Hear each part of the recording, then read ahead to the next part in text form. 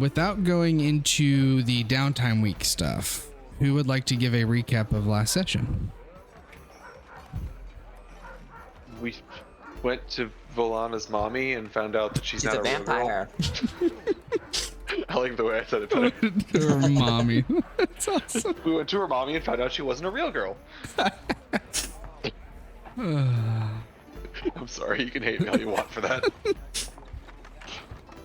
Mommy. I mean, that was a lot of it. We kind of went shopping for a bit. Went there. Magic item prices. Yeah. Talked about how egregious they were. Fucking horrendous. General Egregious, yeah, he's my most hated Star Wars villain. Valana is hungering for aberrant things. Valana is a specific type of vampire that is shunned. A Psypire? Yeah. Is she immune to sunlight damage? I believe so. If I got Mitch to be a thing, I can get Psypire to be a thing. Let's do this, guys. I don't think I recorded the names of things, and if I did, they got buried in the downtime stuff.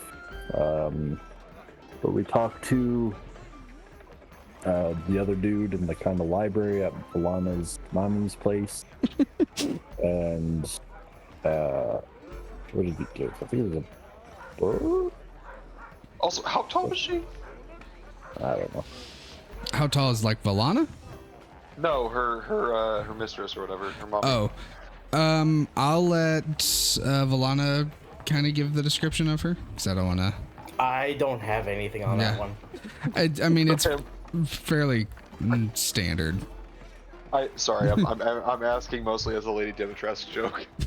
We also learned that in order to destroy the phylactery, that we'll probably need to talk to a Draco Lich.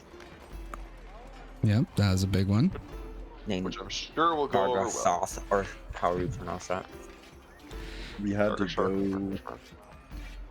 Or his last known sighting was in. Oh, I can't remember the place. It's not on the map. Was it Luskin? Yeah, Luskin. I'll start the game in a second. There we go. Finally got my notes that I wanted. Yeah, so the kind of next lead you were all given was a like general Cult of the Dragon / to then hopefully get into contact with the Draco Lich Dawargathoth. And the best lead that Brother Kadrin at the manor was able to give was that the Arcane Brotherhood in Luskin was known to, in essence, dabble in all sorts of arcane study, not necessarily aligning good or evil, but they pride themselves on knowing everything they can. And so he was kind of like, they probably would be the best bet to know where to find a sect of the Cult of the Dragon. Yeah. So, okay. Just They question just know about everything. my page. You gave me the potion and the 57 gold. Yes, I believe so. I think everybody's money should be up to date. Items may not be correct, but money should be up to date from splitting up Valter, Ishtar, and whoever else's money that said they were splitting it up, as well as from downtime activities. I'm missing about 2 million. Yep. That's right. Yeah, that's about right. Yeah, Yeah, sure. I don't know where that went, so if I could get that in there sometime today, that'd be I great. remember having a ballista in my inventory. Yeah. And for each one of those little fun tidbits you gave me, you'll lose 1,000 gold. I mean, I we don't can even eat have that. 1,000 gold to lose. I could eat it for both of us and still be fine. I have a lot of money. Okay, there we go. Valana, you got a +1 rapier and rub of climbing, by the way. They're in your items. God damn it. Sweet. I'm gonna screenshot this because so I loaded up the game, and you know how I frequently have like UI problems and shit, like the first time I load up. This is my character sheet when I opened it. Oh, I've seen that one common on like the subreddits for tidy UI and D&D 5e on here. I don't know why, and I don't know why it's you. I've never had this one before. Yeah.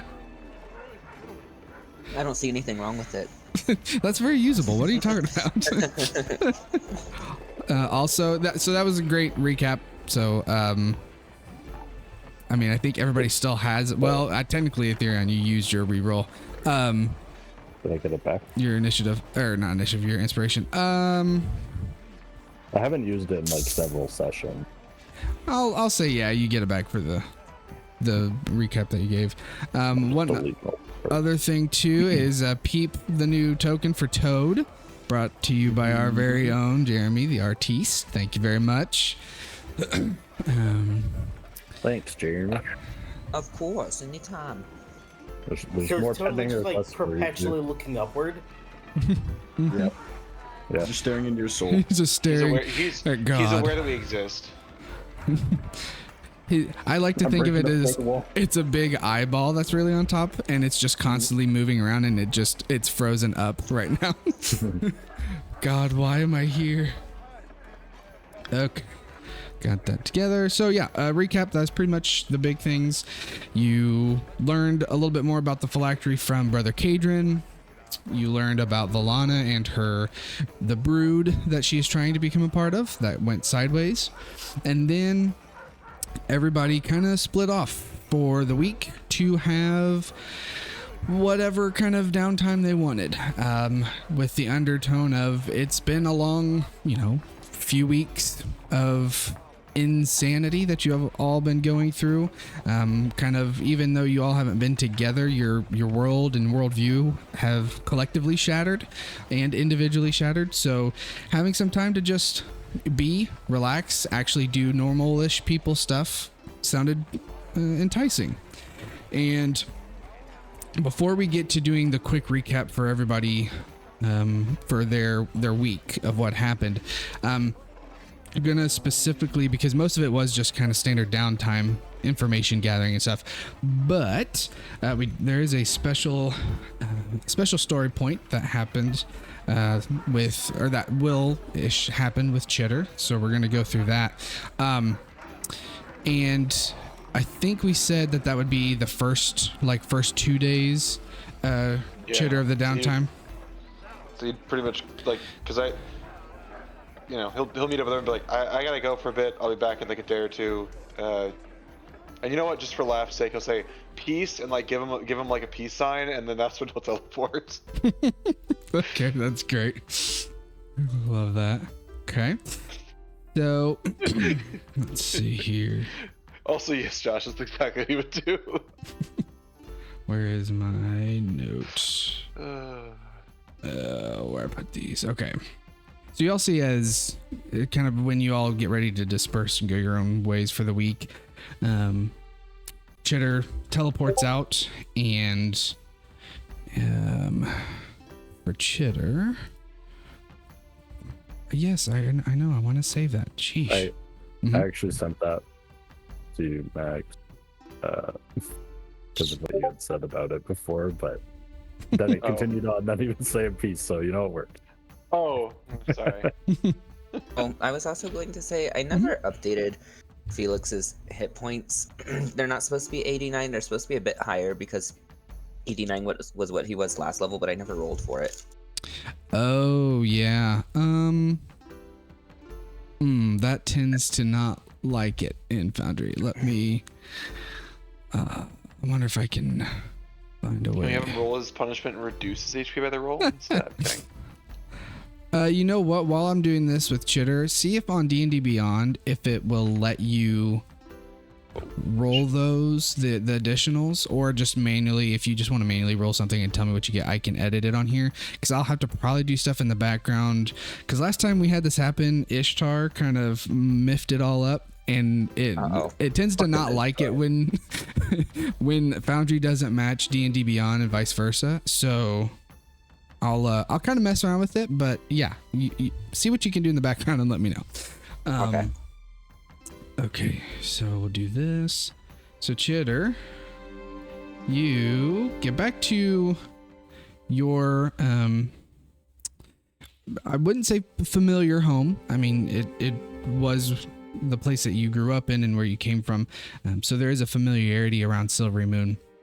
But even though you've only been gone for a few weeks now. Everything that you've experienced, Silver Moon starts to feel a little bit more distant than before. Your view of how big the world is and what actually happens out in the world seems to have kind of hardened you and made you want to kind of cut some connections and not believe that there's as much good in the world as you once thought. But you return to Silvery Moon as a very light rain starts to fall, coating the familiar rooftops around in a very clear but reflective sheen. And looking around, you quickly point out and see the tower of the Gazette that you worked for and that you've been kind of writing the account of the party for, the Silver Quill. And you see the tower ahead. It seems a little smaller than you initially remembered, but looking at it and kind of as it stands out amongst the other buildings in Silvery Moon, you do still get that sense of pride behind the Silver Quill Gazette. And you can see as you walk closer to it, the same etched quill emblem resting on the door's glass, faintly glowing under the arcane preservation around the emblem as well. And you can kind of having this reflective emotional moment. The charm feels worn a little, like maybe some sort of a memory's trying to cling to parchment in this building. And you get there and no one in town really is paying mind, not because no one cares, but Silvery Moon and the people in it tend to keep to themselves or their close friends. And being part of the Gazette, your name was known, but not necessarily you as the person were known. People read your stories and knew that you wrote for the Gazette, but they might not be able to point you out in a crowd. And so you're kind of sitting there looking up at the building of the Silver Quill. Anything you want to do or anything going on before you walk in? He's probably gonna have to stand there for like a couple of minutes. Like in his head, he's like, he thought he's ready, and then he realized like, oh fuck, I'm already here. As he's maybe not used to the fact that teleportation came somewhere right away. Mm-hmm. Okay. And he's like going over what he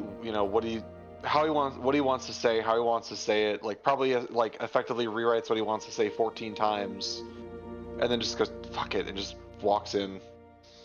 Gotcha. So, pull it here. You push open the. Oh my gosh, that's gonna be really loud. You push open the door to the Silver Quill. Oh my gosh, there we go. A little light rain in the background. Jeez, that was so loud. A very sudden downpour of rain. Whoosh. Okay, this is the one I wanted. It's the tears of the group as they're all crying at the sad scene. Yes. And I'll do that.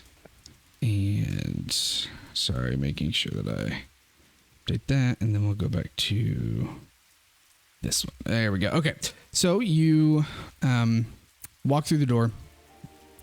And the newsroom here, it's quieter now than last time you were here. And really, there's only a few desks still in use here, but you can quickly see your colleagues. You see Eldrin Silverleaf muttering as he red inks an editorial he's going over. You can see Lyra Sunshadow paging through festival coverage from Silver Moon from the week prior. Doran Brightquill is half snoring behind his own notes, which is a very common sight from Doran. And Muriel Starfire is scowling at some sort of an enchanted page hovering beside her. Maybe she's proofing it, maybe she's just reading someone else's story.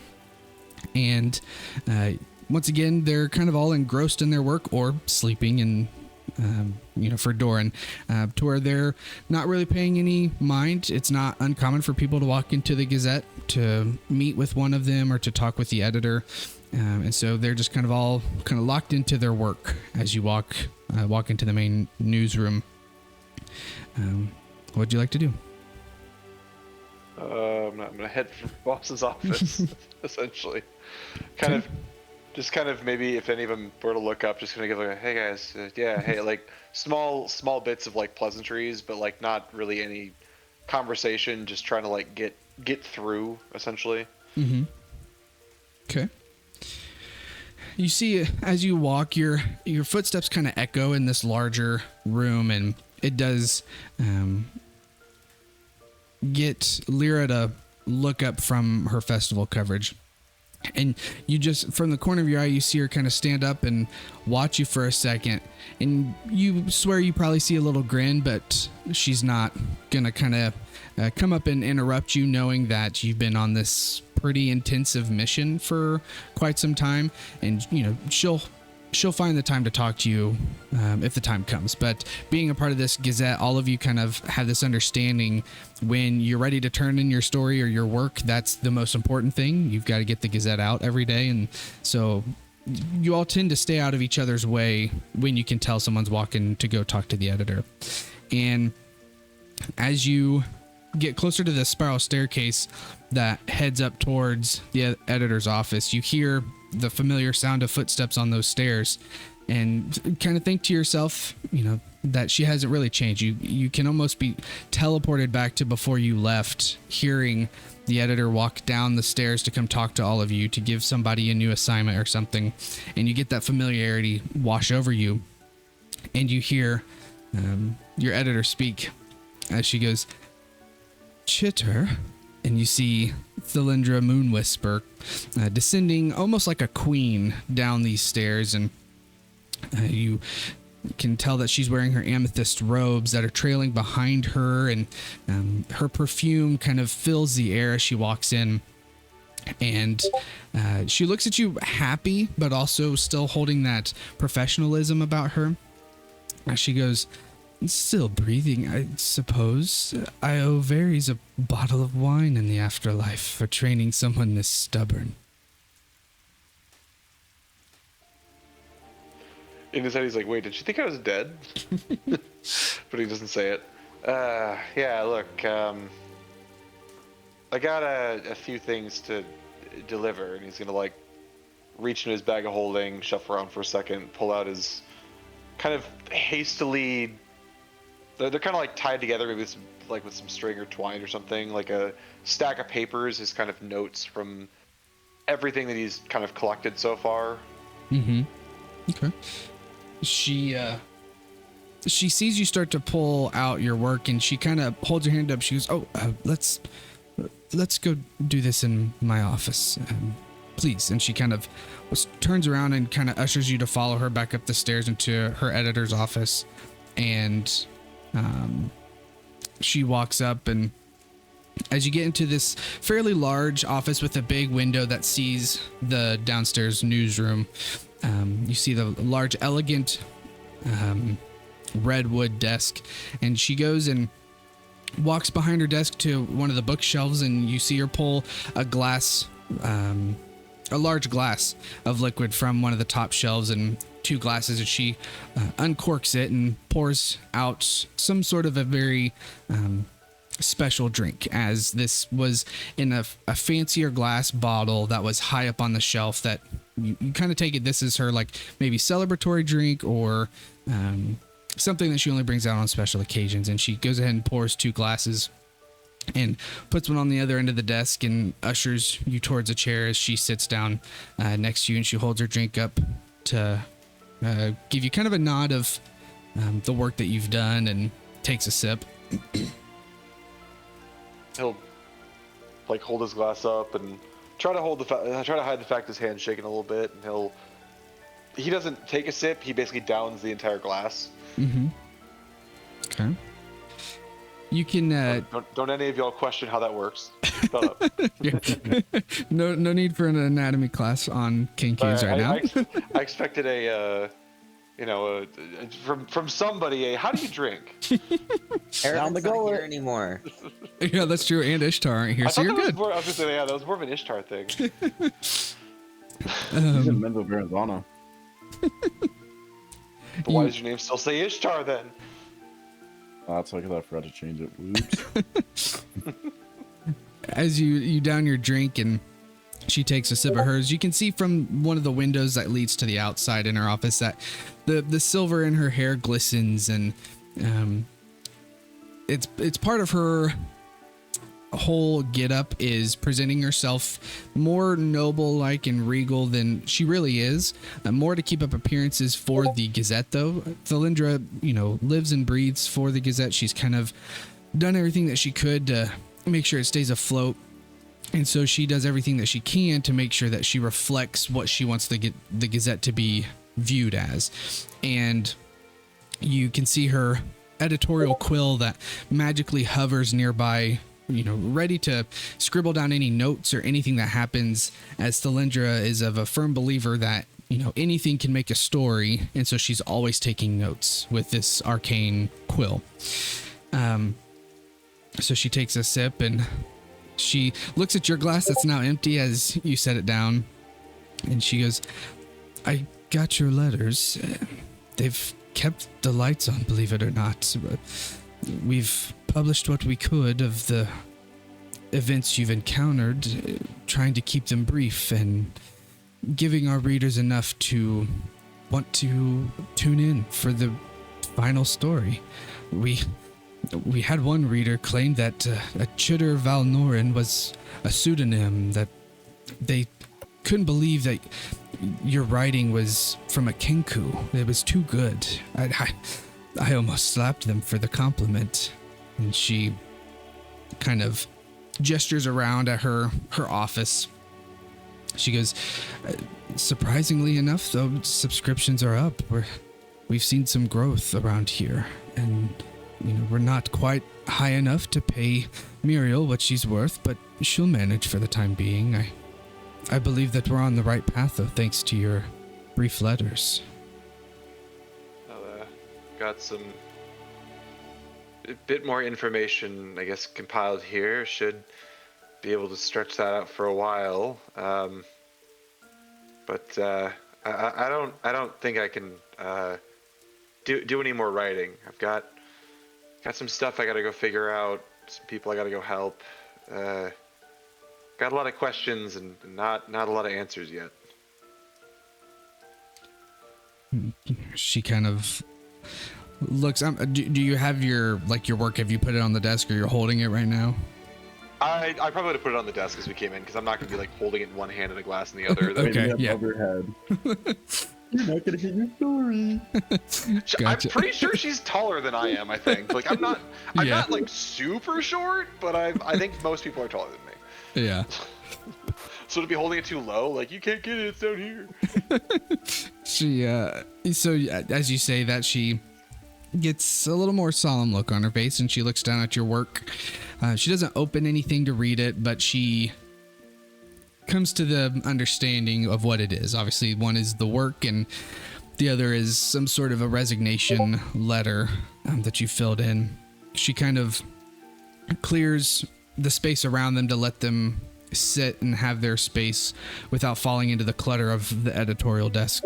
And her gaze kind of goes from you and goes to the window out to Silvery Moon. And she goes, I'd hope you'd return and say it wasn't over.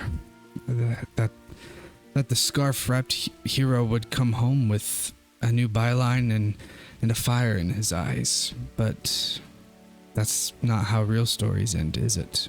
We know that too well from Varys and other unfortunate circumstances. It's probably not what you want to hear, but I can't. Mm-hmm. You see her kind of walk behind you to a different end table by the big window looking out to the newsroom, and you see that there's a stack of papers on it. And she grabs the top one and gives you this folded paper. She puts it in your hand, and as you look at this piece of paper, you notice it's not just a scrap piece of paper, but a draft for the front page of the Gazette for the next morning. As part of the workflow is you all would have your stories ready and edited and approved early in the morning, she'd send them out to the press. Press would then print out a test copy and then a few runs of the front page of the next day's Gazette and send them back so she can approve them. And so you take it, that's the stack ready to be proofed for the next morning. And she's handed you the proof. And as you look at it, it says one thing as the headline, and as you're reading over it, you see the words slowly start to warp and change as the quill that hovers around her makes edits. So instead of just writing over or scribbling, it erases the ink that's been pressed into the paper and writes its own as an edit. And the headline for tomorrow's Gazette says, "The obelisk shattered, from Flamebeard's folly to Far Realm nightmares." And then a little addendum at the bottom says, "By Chitter Valnoran." And she says, "You brought us back from the brink. Not just the quill, but hope. Real hope. I never got to say thank you properly." We're just trying to hold back tears. And she downs the rest of her drink and kind of grabs your hand to help you out of the chair and then walks you back to the door of her office. And she opens it, but before kind of like letting you walk out, she holds her hand out, not as like the editorial professional handshake, and not really even as your journalism mentor, but as somebody who really has seen you grow from the kind of not necessarily an urchin of Silver Moon, but of just kind of a shadow figure in Silver Moon, kind of blending in with the crowd, growing from that into the voice of these heroes that you've not only been traveling with, but have now become one of. And she kind of holds her hand out and she goes, "Thank you, Chitter." They shake her hand, and as he steps out the door, I don't think he'd be able to face his coworkers, especially not with kind of everything she's told him. So after she closes the door, he's going to cast invisibility and sneak out quietly. Oh, okay. Nice. So you shake her hand and she kind of nods, and as you walk out, she very, very quietly closes the door behind you, and you disappear, and you're able to walk down the stairs without making any noise, and you see the other colleagues now kind of paying attention to the window into Thalindra's office and kind of looking around like, okay, I think they're done. You know, you hear some whispers, and you even see that Doran's been woken up and is kind of grumbly, but looking around trying to figure out what's going on. And but they can't see you as you're invisible, and you know the back door kind of just leads straight in the opposite direction of where the front door is. So anything else you do before you walk out? Nope, he's gonna get the fuck out of there.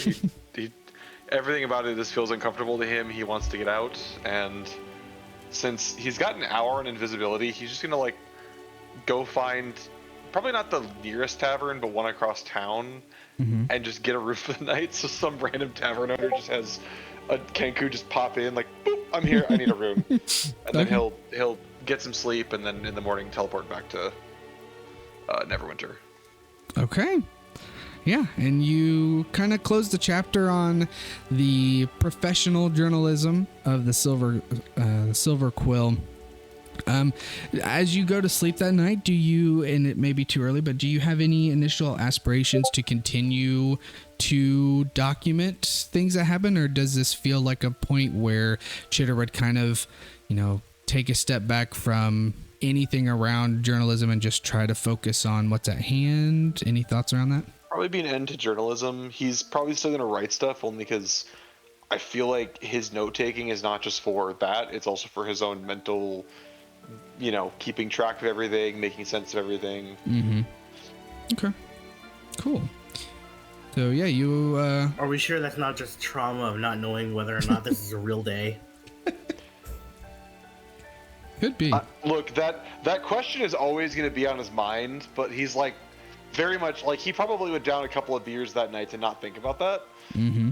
Because we came out of we came out of a fake reality. How do we know this isn't just like fake reality level 2 or something? Yep. It's very, very possible. Like we could have been in a simulation within a simulation,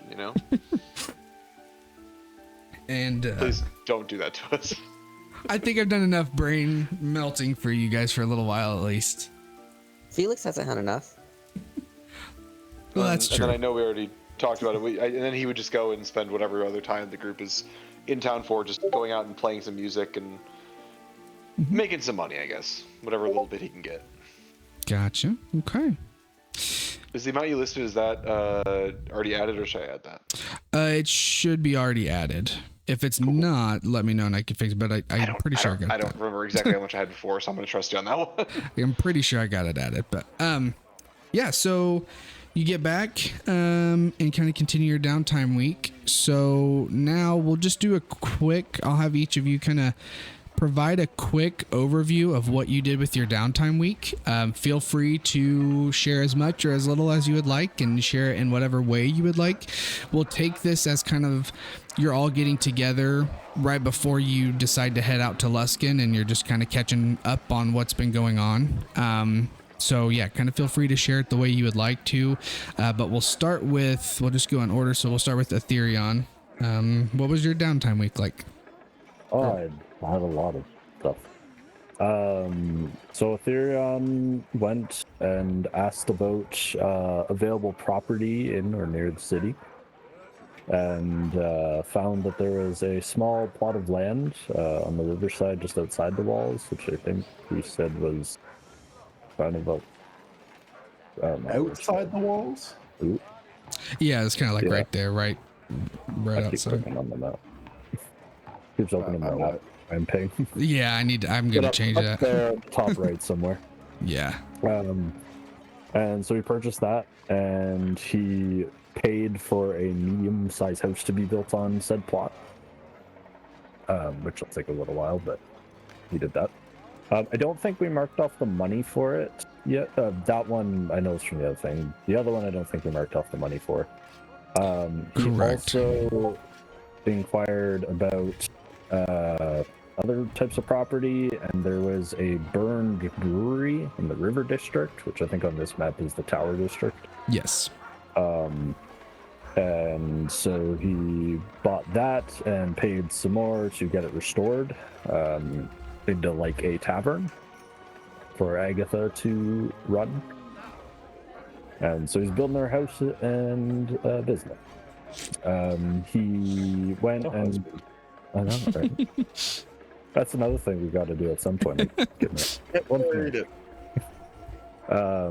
He also went and got his art appraised and put it up for auction. Made some money off that. And then he went to the Citadel, and there's a bunch of job postings. And he did a few of those. He restored I gotta find them all. He restored a crypt or something of that nature. He investigated, I think it was like a spirit that was kind of fiery and stuff, and it wasn't actually evil. It was just like I don't know what you would call that, but just a spirit that needed to be laid to rest effectively. Mm-hmm. And then he also investigated a series of, I think it was murders, right? Yes. Which, after finishing that, they decreased but didn't finish, and I got a bit of a note to kind of investigate further north, which I don't know if there's specifics around that, but there might be more to that one. So he made some money doing that. He also, and I'll mark off the gold and if you can add it in, would have purchased the saddle of the Cavalier. Okay, gotcha. 500 gold. And I guess we didn't do this so maybe this would have to be an actual thing, about teleporting down to Waterdeep with Chitter and seeing if Kaylin knows, catch up with her and see if she knows anything about the Scions. Yeah, I realized that you had mentioned that, and then I never kind of followed up to see if you were still wanting to go to Waterdeep after the item, like price was shared. Right. The saddle got added to your inventory, by the way. So I'll send something to you and Chitter, after session of like teleporting you over there real quick, and then you and I can send you some of the information while you're there. It shouldn't affect anything for this session, so but yeah, we can say that more unlikely that happened. Do I get back from Silvery Moon, like, you know, take another rest or whatever, it's like a day later, and I'm just like recovering emotionally for everything, and Therian just shows up, come on, Chitter, go into Waterdeep. Just one of those, you know, like grabs you around the shoulder, like points towards the sky, like, we're going away. He seems to think he has to like hop on your back and you like start flying or something. Let's go. Yeah, and I'm like trying to like lift you, and I'm like stumbling aside, like, you're so heavy. Because would you be wearing plate armor and shit? Oh yeah. I got it. Okay, and I do want to ask the team this just because I want their opinion. So, in said downtime, Austin did some rolls for a couple very rare items. They came up just ridiculously high. Yeah, those are bad rolls on your point. Yeah, I was able to use my reroll on one of them, which brought it down to 30,000, and then we did like a persuasion thing. I was able to bring it down to like 28,750. That was for the Oathkeeper's Resolve, that shield I posted the last time. Do y'all think it's worth paying all that money for? Do it. I have to go look at it. What else are you gonna use your money for? Yeah, I have to go look at the item again. Do it. That is a good point, Jeremy. What else are you going to use your money for? Well, there might be another very rare item. You'll get more money by then. I mean, we're supposed to save for retirement, right? Yeah. I mean, I've paid for a tavern and a house. Like, He's already invested in real estate, so a couple thousand left over, even if I do buy this. You need to buy a 30,000 GP ring for your wife. Is that? Oh shit! Actually, no. It need to be. Well, I guess I move in together. What, a month? How many months' salary are you supposed to spend again? I know. No, I'm actually asking. How much is it normally? like rule of thumb is like a 3 months, no more than 3 months. So he needs to spend. Ooh, so he has to make triple what he has now. He has to get 3 times that and spend it on a ring. Considering that shield is almost 30,000, I don't know if it's worth it, to be honest. Like, it's +2, which is cool. That's great. I like the fact that I can throw it and like have the thing around, but I'm also not typically super far from everybody. And it's also, once I throw that, I basically can't use my shield the rest of the fight because it takes an action to re-equip, unless I'm wrong. Exactly. Yep.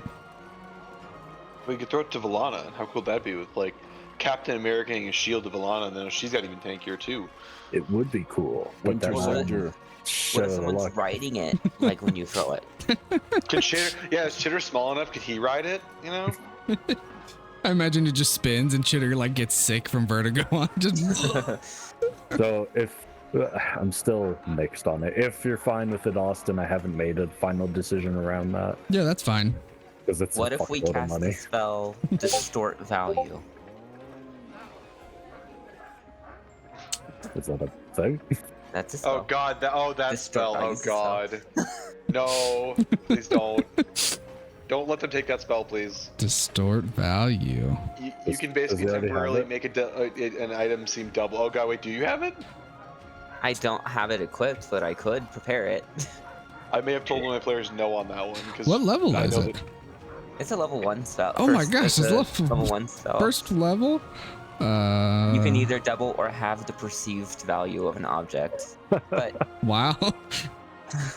Yeah, we bring it's- Felix with us, and he's just like coughs and kind of touches it. Like, oh, sorry. And then, hey, how much is that shield, by the way? That looks pretty cool. I think it's an Acquisitions Incorporated spell, which explains so much. Yeah.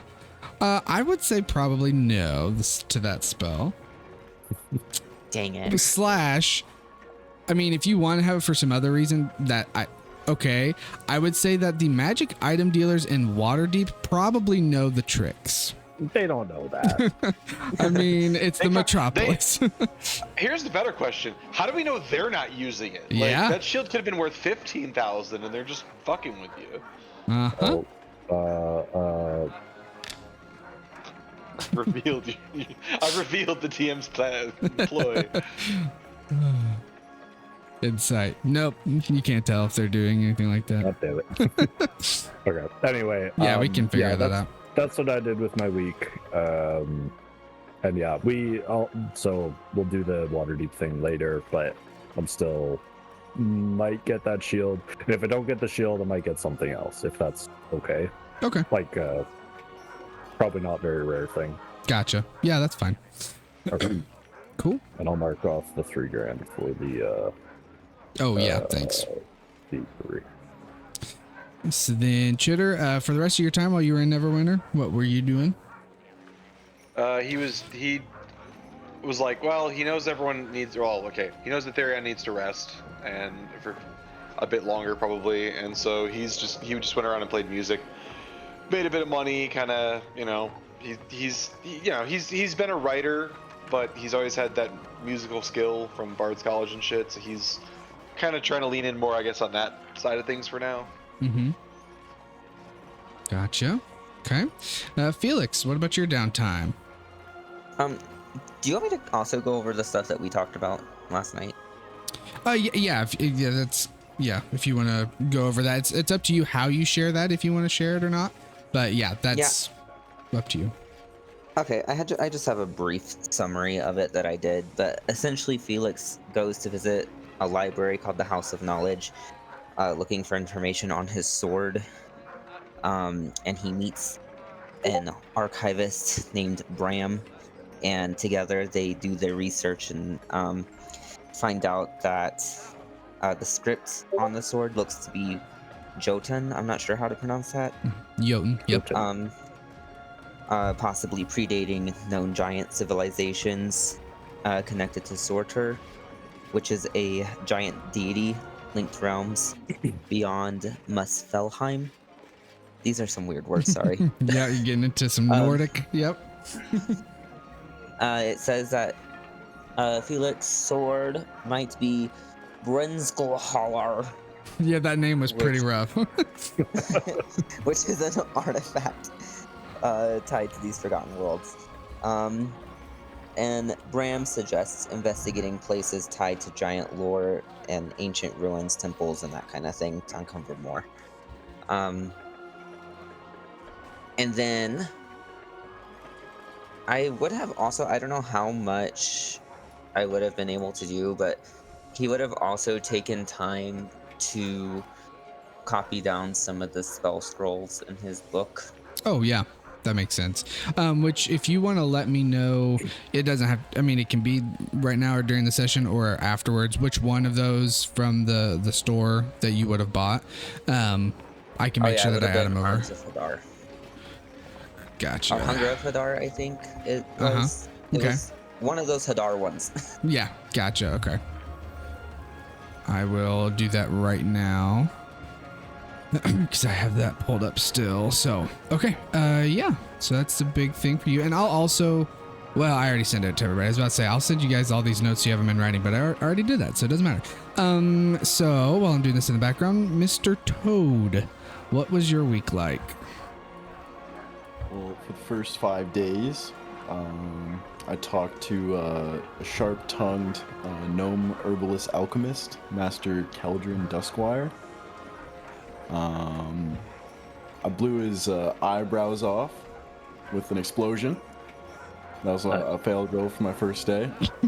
The second day, I extracted some sunleaf essence to use it in an unstable concentrate. And I started learning the subtle timings On the third day, I identified and neutralized some rotute mold. Rotute? Yes, rotute mold. Day 4, I confused Aether Root and Ghost Yam and almost made a coma potion. Day 5, I made a functioning antitoxin. And then for days 6 to 9, I talked to Hama Riverthorn, or no, Rivethorn, which is one of the animal handler trainers. And for the first day, I helped calm a frightened stag using the rhythmic drumming of my chest cavity. That's called a heart. If you say so. For day 7, I didn't read a panic badger's posture, and I received a scratch. Day 8, I misused some feeding time cues with a nesting hawk, so she left. And I'll be right back, And real day quick. Go ahead and 9, keep going. I leaded 3 animals, a mule, raven, and goat, through a trusted path, and I became recognized as a creature with intent, not just programming. And then I got proficiency in animal handling. So it's like one of those puzzles where it's like you got a raven, a goat, and a chicken. You gotta get them across the, Were you stupid trying to like work puzzle on thing. alchemy or something before that? Is that what all Yeah. that was then? I'm on I think a D4 or D6 with alchemy now. I was at a D12. I mean, you can use a coma potion. Like, if you could make more of those, like, give it to somebody, He practically just gave me the ingredients for it, so now I know. I mean, if we have any enemies we need to put in a coma, we have the ingredients. Or if we just can't go to sleep. Well, I mean, sure, but how do we wake up from the coma potion is the problem. Like, it doesn't sound like a sleep potion. It sounded like you're out for a long time. Yeah, that's the good part about it. This mean, ain't you're no not wrong. measly 8 hours of sleep we're talking about. Oh, Okay, I'm even back. 8 hours of sleep sounds beautiful. Welcome back. And then when I was out training with the stag, there was a voice from the trees, and it was Naraya Moondale, an agent of the Emerald Enclave. She gave me a small wooden token, which I presumed would be to her group that she spoke of, and then she disappeared into the mist. That's all for me. There you go. Yeah, okay. And then last but not least, Valana, what was your week looking like? Okay, Valana started out her week by reaching out to the other members of the family, rekindling ties despite not being allowed back into the estate. She's reassured them of her intentions to solve the crisis, and she intends to return to the fold as soon as possible. After that, she began researching what she could on phylacteries, and learned that the only book known to detail such things was stolen by a member of the Arcane Brotherhood in Luskin. There was a member that was under suspicion, but she learned that there was never a name that was revealed, so that's for us to figure out. After that, she began researching soul gems themselves, and has found that while one has never been made or seen, and there is no mention of it, it does supposedly resemble a phylactery. But there are conflicting information around if a phylactery is a soul gem, or if a phylactery is more powerful than one. And after that, she began looking into the matter of finding a suitable ritual site for her to finish her familial ritual after all is said and done.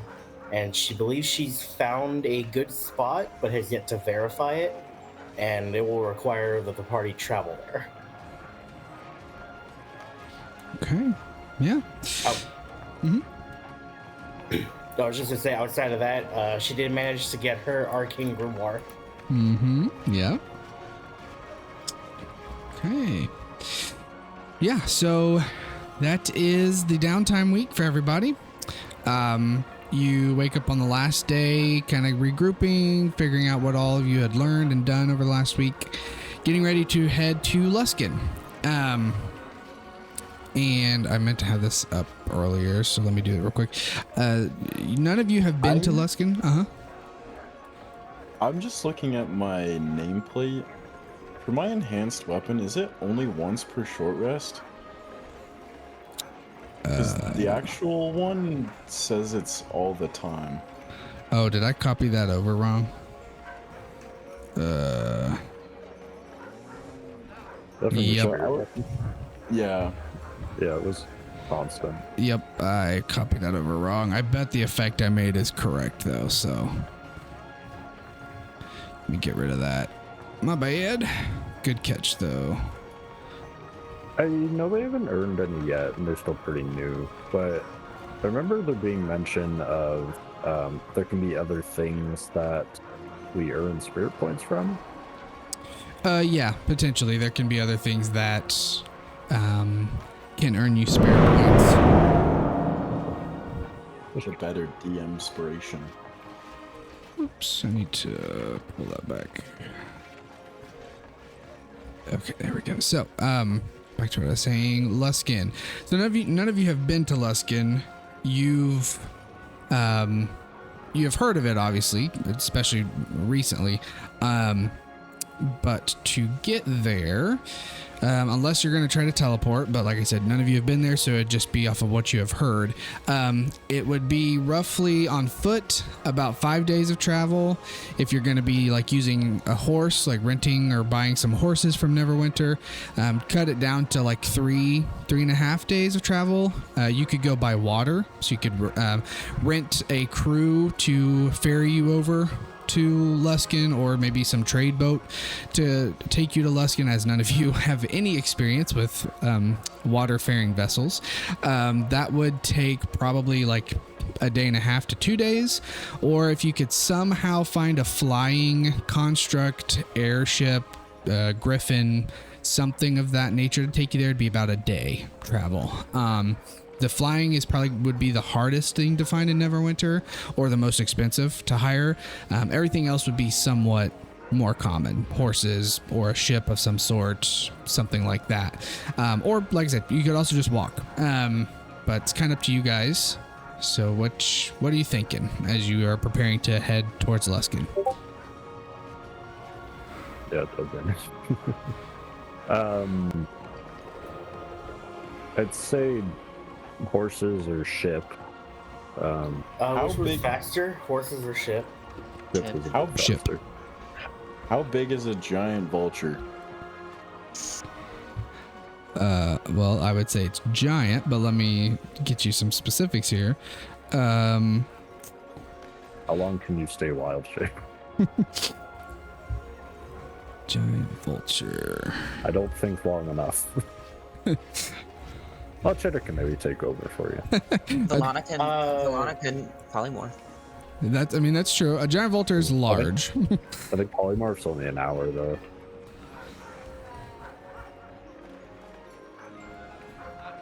I think we should just go by a boat, guys.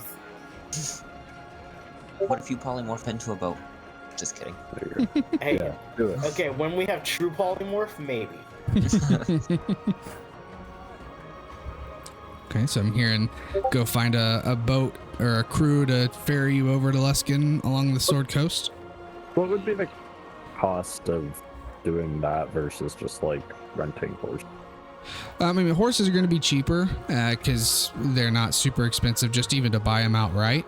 A ship, you could go and look. It's understood a more common fare for ships would be about like a silver piece per mile, give or take, which the total distance is about 130 miles, so it'd be like 13 gold. Yeah, 13 gold, give or take, to Let's just Traveler. do the boat. Yeah, something. Okay. Head on to Also- boat. Mm-hmm. Before I leave, because the house isn't even built yet, can I... Right now, Agatha's staying at the Citadel? Yeah, that was like the last kind of place that you had for pretty much. Yeah. I guess, well, maybe it would have been at the beginning of the week. I would have asked her, you know, like, do you want to stay here? Do you want to stay at an inn? Like, what do you want to do?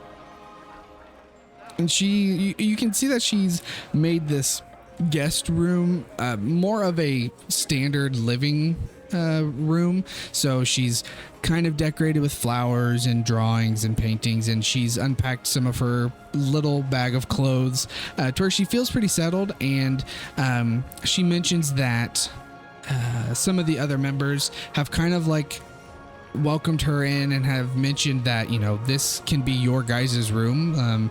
They don't normally like name rooms for people, but since you have her here as a guest, they're fine to kind of say, hey, this room isn't just a general purpose room anymore. So she seems pretty content to stay here. Loyalty. Oh. I mean, I would have obviously told her about all the property and that. What's up? I was like, I bought a home and you can't live in it. I bought a home for myself. Anyway, have fun. It looks nice in here. So I mean, that won't be for another month, the house, I guess. But the business by the end of the week we're here would be halfway done. Correct? Yeah, because I think it was going to be 20 days. Yeah, so Yeah. another 10-ish days or so, 15, and it'll be ready to get started. How much does it cost to maintain, you know, like a comfortable lifestyle? In like for the tavern itself, or just like in general? I guess living, and then how much would it take to maybe run the tavern? So I have I something want to for leave that. like money for her to do those things. Yeah, it sorry, give me a second. Where did I put this? Like, I'm sure she'll start bringing. But Yeah, I've got a source for this somewhere. It is D&D assets sources. Oh, is this? It's the bus boys. Got too many sources. I need to label these better. Here it is. Okay. So, the standard like lifestyle expenses for like a comfortable would be like 2 gold a day, give or take, is what I think it's the DMG says, for lifestyle expenses. That's for comfortable. Modest is a gold, and wealthy is 4 gold a day. For the tavern, like once it's up and ready to be started, which we'll say like at the end of the 10-15 days, it'll be ready to be opened. You're looking like, so so would it be like not quite done but able to be opened by the time we leave, or no? probably not open by the time you leave. It'd be a little after you leave, before like she could get in there to start putting stuff together, but it would still be like under construction. So yeah, the cost per day for the tavern will be roughly 5 gold a day as well, because that's going to get you at least one hireling to kind of help run it with Agatha. But yeah, so like in essence, adding the comfortable lifestyle, 7 gold a day. With would, based on the size of it, would one be sufficient, like with her and somebody? To start, yeah, because it kind of being at the the beginning of it, you want to see if it's gonna take off and how profitable you'll be. So yeah, for like the first, you know, handful of weeks, probably that'd be fine. And what does it go? Comfortable, modest, wealthy, or something? It's so like in order from lowest to highest, it's poor, modest, comfortable, wealthy, and then there's aristocratic. Okay, and So comfortable second from the top. What was it? 4? Comfortable is 2, and then wealthy is 4. Oh, gotcha. And then you said the tavern would be 5. Yes. Okay. Good.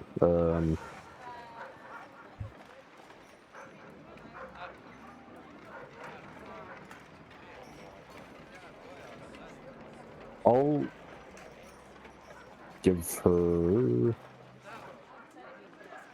I'll just give her like, because I don't All of know. Well, I might spend it on magic items. I just I put it all down the table. Okay, this is for me. Here's what you get: one little coin. Just give her all of your silver. I converted it already.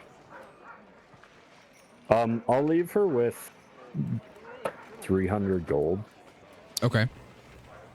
Which, if it's comfortable in tavern, that's like 42 days. Mm-hmm. Which is like 4 weeks, right? Because I think a week is 10 10 days. days, yeah. Yeah. So Okay. set her up for about a month. Yeah, I don't know how long we'll be gone for, but. And you can always send gold back. Like, this is for anybody. If you would like to send gold either to family members, to loved ones, or if you wanted to like deposit it into a bank, you can do that as well. I'm not trusting Marco. just as an FYI. So yeah. So yeah, so I'll mark off 300. I'll leave that with her for now. That she's set up for a while, and if she wants to spend money, and then I've already paid for all the property stuff. Mm-hmm. Yeah. And I give her a smooch, and I say, "We're going to Luskin. My buddy Chitter here, and I'll slap him on the ass, and I'll say he can teleport. So if we gotta come back, we can come back." What is you with you and ass slaps, man? Okay. She got some nice cheeks, Chitter. Is that a charisma thing Hasn't gotten any action. that you know of? Is cheek thickness equated to charisma score, or how does that work? Yeah, it's pretty accurately described by your charisma score. So Ethereon and Chitter are the most kicked out people in the party. Yeah, pretty much. Oh man. Okay. So yeah, you kind of set her up while you're going to be gone, and you head to the docks and quickly find a ship for hire. It's nothing crazy. It's just a smaller vessel, really just with a captain and then 3 deckhands to help run the ship. But this is meant to be kind of a personal boat in essence. This is, not trading goods. It's not a naval ship or anything. This is purely to transport people up and down the Sword Coast. And you pay up front, which is just a cheap, 13 gold trip up to Luskin, and you set sail. Got some. Oh, that's gonna be loud. Change our little. Oh my goodness. That was not the music I was thinking it was going to be for sailing down the river. But you know what? We're going to roll with it. Oh, shoot. I screwed that up. Go ahead. Chitter standing on the bow playing. Yeah. Playing you some travel music. Why did that change? Okay, I meant to do this. There we go. Okay. That way you've got the sailing ship. And okay, there we go. So as you make your way out into the sea and start heading north to Luskin, it's a pretty calm start to the trip. It seems like the captain and the deckhands are pretty apt at running a vessel of this size on the trackless sea. And being close to shore, you're not really too worried either. You're still within eyesight of the Sword Coast, and there's not really a whole lot of other ships you see because you are so close. Most of the trade ships tend to go a little farther away from shore to make sure they don't run aground, as well as to kind of stay out of the way of the congested sea with all of these like personal boats going up and down. And you maybe pass one or two other personal ships, either maybe small fishermen boats that are just kind of trailing up and down even closer to the coast, fishing, as well as other noble ships that are going from, sometimes it seems like maybe they're coming from the immediate north, so Luskin, or they could be even farther up into, the frozen far region, or you see some kind of trailing behind you as well, heading up probably from Neverwinter or even Waterdeep. And the majority of the day is just kind of relaxing. Not a whole lot going on. Anything anybody's doing on the boat for this day as you just float on up the sea? I'm gonna copy some spell scroll or S1 or 2. It would, you do as many as you can in a day with what level they are. So which ones you doing? I would like to do modify memory, but I'm not sure what level that is. And it's a high one. It is 5. Will we have a long rest before we get there? Oh yeah, because you'll be on the ship for a day, and then it's like a day and a half to 2 days is what I think I said for the boat. 2 days.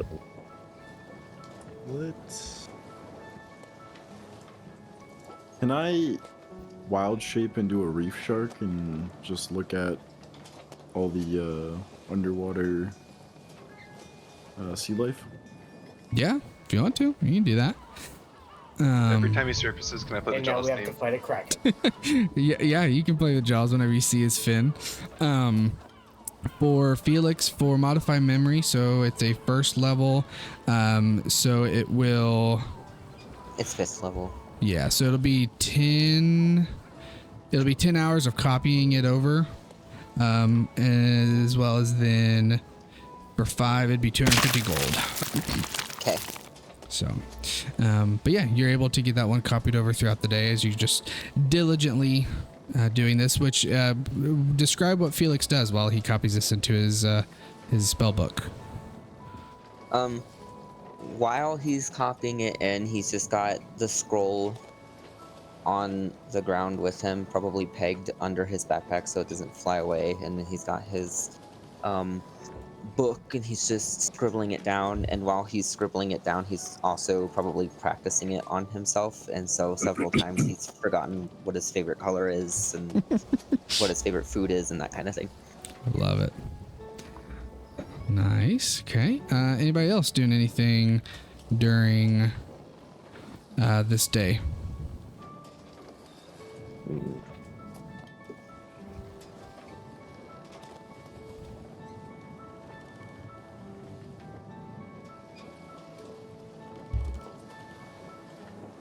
Did I somehow work on my herbalism thing? I'm gonna do it. Yeah. Where do you remember what you were at for that? Were you on a 4? I could help him because I'm. Do I have to be expertise? To be a trainer, yeah. I don't think you can have expertise, can Well, no, but like if he wanted to be like your trainer, and so yeah, for the tools, that would be an NPC to be able to be an expert with those. I don't have it written. I know. down. I thought I had it that you were. I'm pretty sure you were either a D6 or a D4 because you were pretty close. Yeah, I think I've been working on it for a while. Yeah. Did I write it on here? Maybe. Nope. So yeah, we'll just say you're at a 4 because I feel like you were close because you did it like the whole time you guys were in the Underdark. Yeah. Okay. So 1, 2, and then. So since there's not a trainer, you're on a 4. Well, even without a trainer, it wouldn't matter. Well, no. How many times are you going? So it would be 2 if you're spending the full day training. Oh, I guess I'll find it. Ah, there it is. So you got on the first one. So then now you are an herbalist. And I will make sure to send that over to you. Okay. Congrats. Okay. Yeah, for Toad, as you swim into the ocean looking around, you turn into the shark, and you notice that a lot of the underwater sea creatures are just darting away from you. A lot more than you were expecting. You're like, oh, I can go into the water and see all the creatures and plants, and you notice they're just taking off away from you, and you're not really sure why. But you do get to see some of the kelp and seaweed that's on the sea floor, as well as some of the coral and other of the underwater flora. Yeah, He doesn't really know why. He just thinks he's just a big fish. Mm-hmm. Yeah. Okay. So then, I'll probably feel it, so let me. I'll hang out with him and try and get to know him a bit. Okay. Yeah. I don't think I've talked to him. Yeah, absolutely. Changing Other the than time that, yeah. crashed my thing. Yeah, Valana. I draw 2 cards. Gotcha. Okay.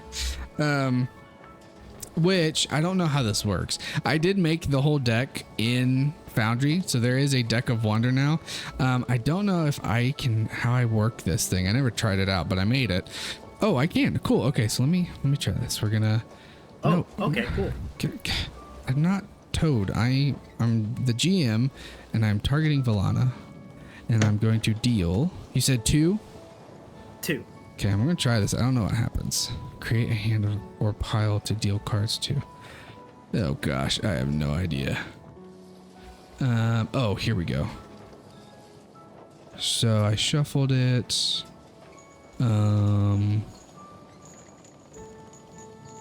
Okay, I'm gonna have to work on this a little more. I don't know how to deal cards out of this, but I've made a deck so I can find them easier. So anyway, go ahead and do roll. Did I do a D 100 last time? I think so. Yeah. Go ahead and roll me 1 D100 first as you pull the first card. 87. Okay. So you pull. I wonder how this works. I really should have tested this out, but you know what? We're gonna learn together. If I click on this. Nope, that doesn't do it. Well. Okay, what's the point of these stupid decks? Well, anyway. Okay. I even made like freaking pictures and everything, but I can't grab them. Can I show you this now? No? Okay, well. Anyway, the first card that you pull is wow, you really can't see what's on it now. This one is a spades. You see quickly on the back of it, and you see an image of a man kind of gloom looking with dark clothes on and in front of like a night sky. And you've pulled isolation. So you disappear along with anything you are wearing or carrying and become trapped in a harmless extra dimensional space for 1d4 minutes. So go ahead and roll me a d4, please. And blah, blah, blah, blah. You can't draw any more cards. You then reappear in the space you left or the nearest unoccupied space. And blah, blah, blah.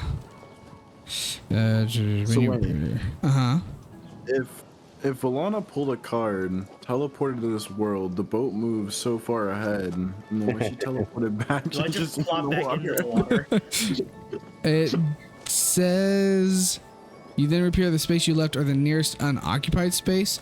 In a minute, since she's only gone for a minute, I mean, if she's at the front of the boat, yeah, even at the front, she'd probably land in the water. Also, can you make a con save for me, Valana? You all see as Valana, well, I guess not Toad, but everybody else sees as Valana disappears. And then a minute goes by, and then you hear a splash as Valana reappears, falling into the ocean. You did save, so you're not poisoned, so that's good. And Toad, you quickly feel a disturbance in the water and can turn around and see Volana kind of like floating on the top of the ocean. But Volana, you can see that the boat is moving faster than you can swim. But you do see, I guess I'll let Toad say, do you go swim over to her? Yeah, I'll go swim over to her and kind of nudge her with one of my fins to like grab on, and I'll drag her to the side of the boat. You see a shark fin just slowly coming towards you in the water, and for a split second you get worried and you realize, oh wait a second, I think that was the robot guy, and then you feel a little nudge on your foot. I guess like right above my main dorsal fin, you just see a nameplate that says T04D. I was gonna say, you still have that on you. Yeah. I was gonna ask you, there's like a mechanical shark. Yeah, you hear like some steam. It would be. Nice. I don't think if you are a construct, you can wild shape into a normal animal, right? It doesn't have to be a mechanical. I'm pretty sure wild flavor? shape is magic, so yeah, I would say you could. I think for flavor, I like to think of it as a mechanical creature, but I mean, in reality, it's like a real human isn't turning into a real creature just because they're real. Like it's magic. So, but yeah, yeah. So you grab Volana and you bring her back to the ship. So it's technically that one means you stop pulling cards. So if you would like, you can pull another one. You just have to restate that you're doing that, or you can call it there. I will call it there for now. Okay. So, Felix and Ethereon, while you guys are kind of floating down the river, anything specific you're talking about, or just kind of chilling and having small talk?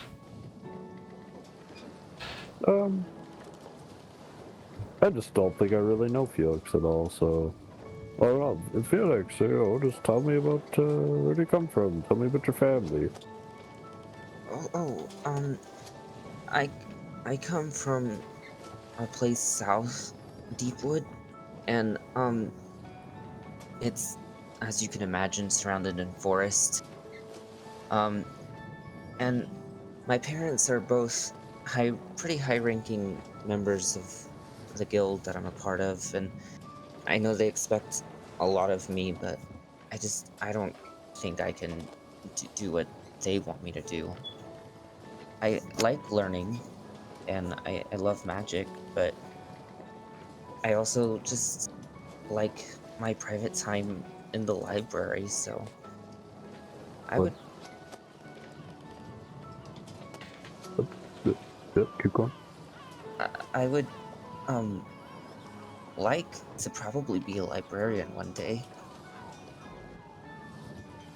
That's cool. What is it they expect of you that you don't think you can do? Oh, they want me to eventually take over as one of their rankings in the guild, where I would be in charge of instructing new people into the guild and teaching them about magic and Mistra and that kind of thing. And I don't really like talking in front of people. I get really nervous. Fair enough. I mean, you seem like a good lad, and I'm sure they're, regardless of what you do, they'd be proud of you. Well, thank you. I'm not gonna lie, you are kind of intimidating, but it's nice talking to you. He'll kind of chuckle and be like, yeah, it's, I get that, and, large fellow, armed, and I get it. I imagine that Ethereon, like when you say that, he turns into his form of dread and he goes, what, me? Yeah, true. But that was nice too. Does Felix seed? Oh yeah, I think I used it. One time, yeah. Yeah. But what? Yeah, Weren't you stunned when that happened? I may have been. So he couldn't No, even no, move. He just saw it and lived it. I think there was a time whenever we were fighting the demon thing in the Blackthorn manner in the alternate reality. I don't think I used it then, actually. No, I don't think you did, because that was a very quick fight. Yeah. But Yeah. anyway, I'll just imagine that he would have seen it before. And yeah, I'm still trying to figure that out. I'll tell him the story of, what happened in place was it the Talhundreth, I think it was, where Mhm. Chitter died. That was Gibbet Crossing. Calhoun. I'll give it credit. I'll tell him the story about that and how Chitter was killed, and I gave up something or made a deal with something for bringing back, and that was the result. And I still don't really understand it, but yeah. Magic is really interesting. There's so many nuances and little things that make it work, and so many things can go wrong. It's a crazy experience.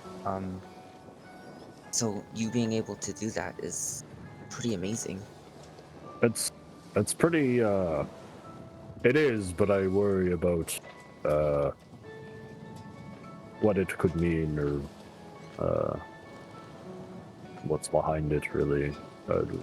You probably understand magic better than I do, Felix. Maybe if we ever come across it, you could help me with that.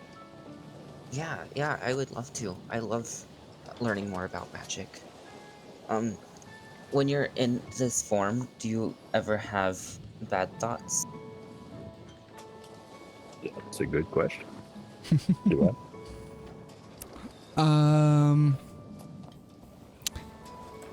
Yeah, I will say when you're in that form, not necessarily like it's constant of just you gotta like go evil for a bit, but what you realize when he asks that, you think back on the times you've been in your form of dread, and it's more of like there's another voice that's kind of just talking and pushing into your willpower a little, not necessarily controlling, but just there's a louder voice kind of bringing out those unhinged pieces that you don't tend to think on or speak out loud.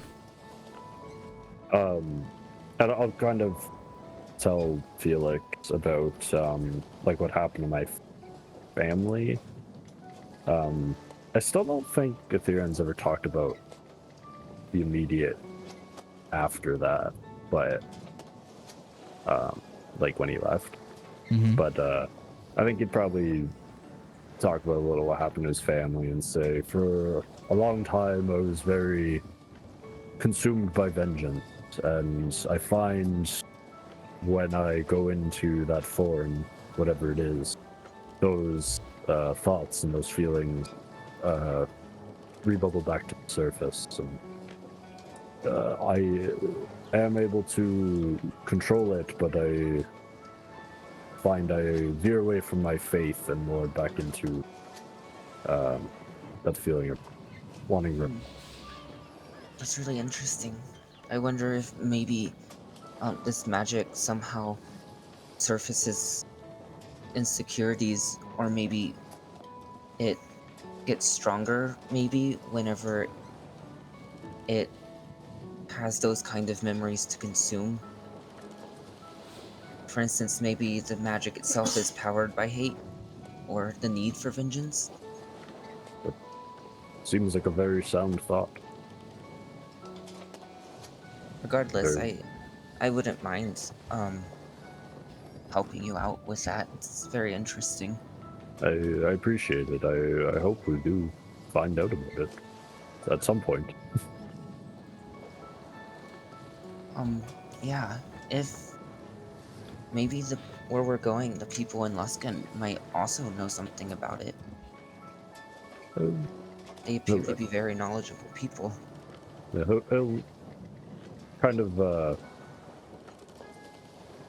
I don't know, look out to sea like ahead of the ship and be like, I'm interested to see this place. I've never been to Luskan. I've been farther north to Fireshear, but I never stopped here. Be a little more of the world. Yeah, this is really my first time leaving my town, so it's all been pretty crazy. I didn't know there was so much to the world.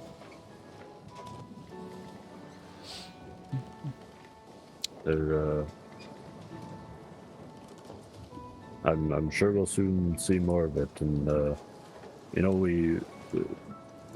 when I first went out, I was alone.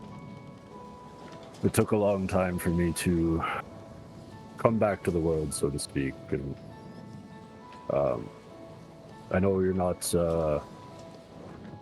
like you said, you like to keep to yourself, but I think it's good to have some friends on a journey such as this. And I'll show him my artifact item, which is a mace that my mother gave me before I left. And it's just, I don't know if you have a picture of it. I don't have it saved on my computer. Yeah, I've got one. I can put it in chat. Actually, I may. Yeah, I think because I don't think I can link it from your actual item. But yeah, I can put it in chat here in a second. If you,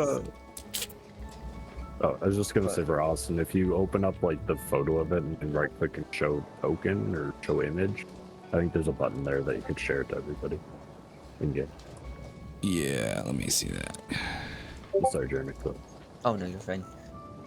This is something that my mother gave me before I left. It's apparently been passed down through my family, and it's a sort of a relic of Mistra's, and it's supposed to give confidence and to give a boost in,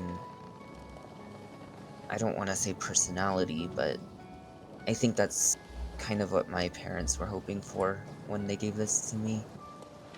But I think they would be happy to know that I'm not doing this alone. I'm glad that, and this is more so out of character. I think we did Felix. I know we talked to Valana a bit more about it. Do we know exactly? Oh my god, I'm blanking. I know Felix wants to go to Luskin to meet with folks from his order who can tell him about the artifact or something. I can't remember exactly. Like, do we know what's going on with that? Oh, this is different. So this is his heirloom item, essentially. The item you're referring to is a sword that his guild gave him that had strange runes on it, and And I'm pretty sure only Valana knew about the sword, and I don't think you've told anybody just about the weapon in general, just because in your mind it's your weapon. Like, why would I just talk to people about my weapon? You know, kind of a thing. right. Okay, I got you. Yeah. Okay, well that's nice. That's just a nice person. Okay, yeah, cool. Carry on. I appreciate getting to know you a little better, Felix. I hope we can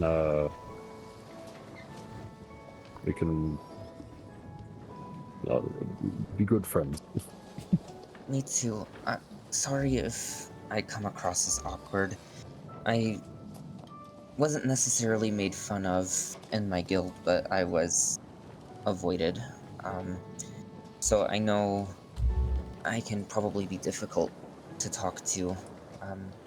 Most people get irritated with me before I even finish a sentence, and they leave. That's all right. We used to have this guy in the party, Erevan, who, trust me, you're much better. Thank you. I appreciate. He was really scary sometimes. He was. He just terrible. I imagine Ervin, wherever you are at in the world, your ears start to burn, like son of a bitch. Okay, you all kind of just relax for the rest of the night and go. There's not really like a below deck to sleep. Most of the crew just kind of sleep out on the ship under the stars, and so you unroll some bedrolls and thin blankets as you kind of get rocked to sleep from the boats just slowly bobbing back and forth on the water and the lapping of the waves against the wood of the boat. And the stars overhead. It's a clear night, and you all drift to sleep. And can I have everybody make me a D100 roll as you all kind of fall asleep?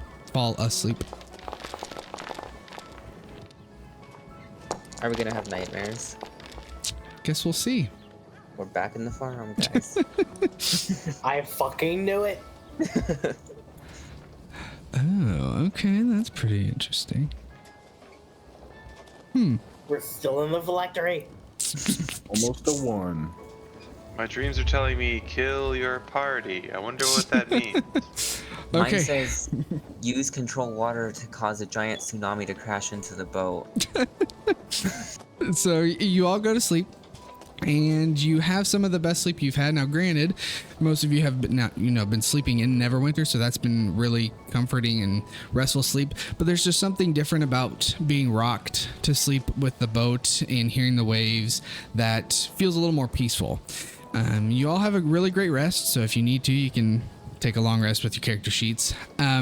Toad, you wake up in the morning, and you almost have like this every now and again. You realize you get this weird sensation, almost like there's a bee that's inside of your shell that you swear you can like feel this very, very faint vibration and like this energy or something kind of floating around inside of your body. And it's not constant. It's like every few hours it just kind of comes and goes. And during the night you notice it happen for the first time, and it kind of like you don't go to sleep, but it kind of brings you out of your stupor that you're in, and you kind of think on it for a second, and it's very confusing, but there's a lot that's confusing right now for you, and so you kind of ignore it for the rest of the night. But yeah, The and machinations of my mind are going wild.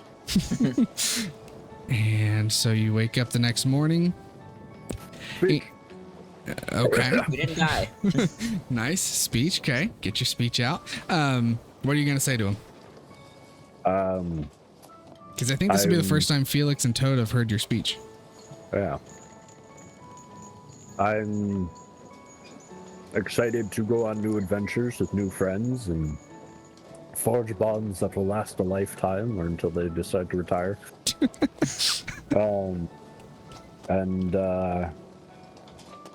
We're gonna go see Luskin, this great city, and as we pull up, and I go, oh, it's cool. Yeah, just new adventures and new friends. Okay.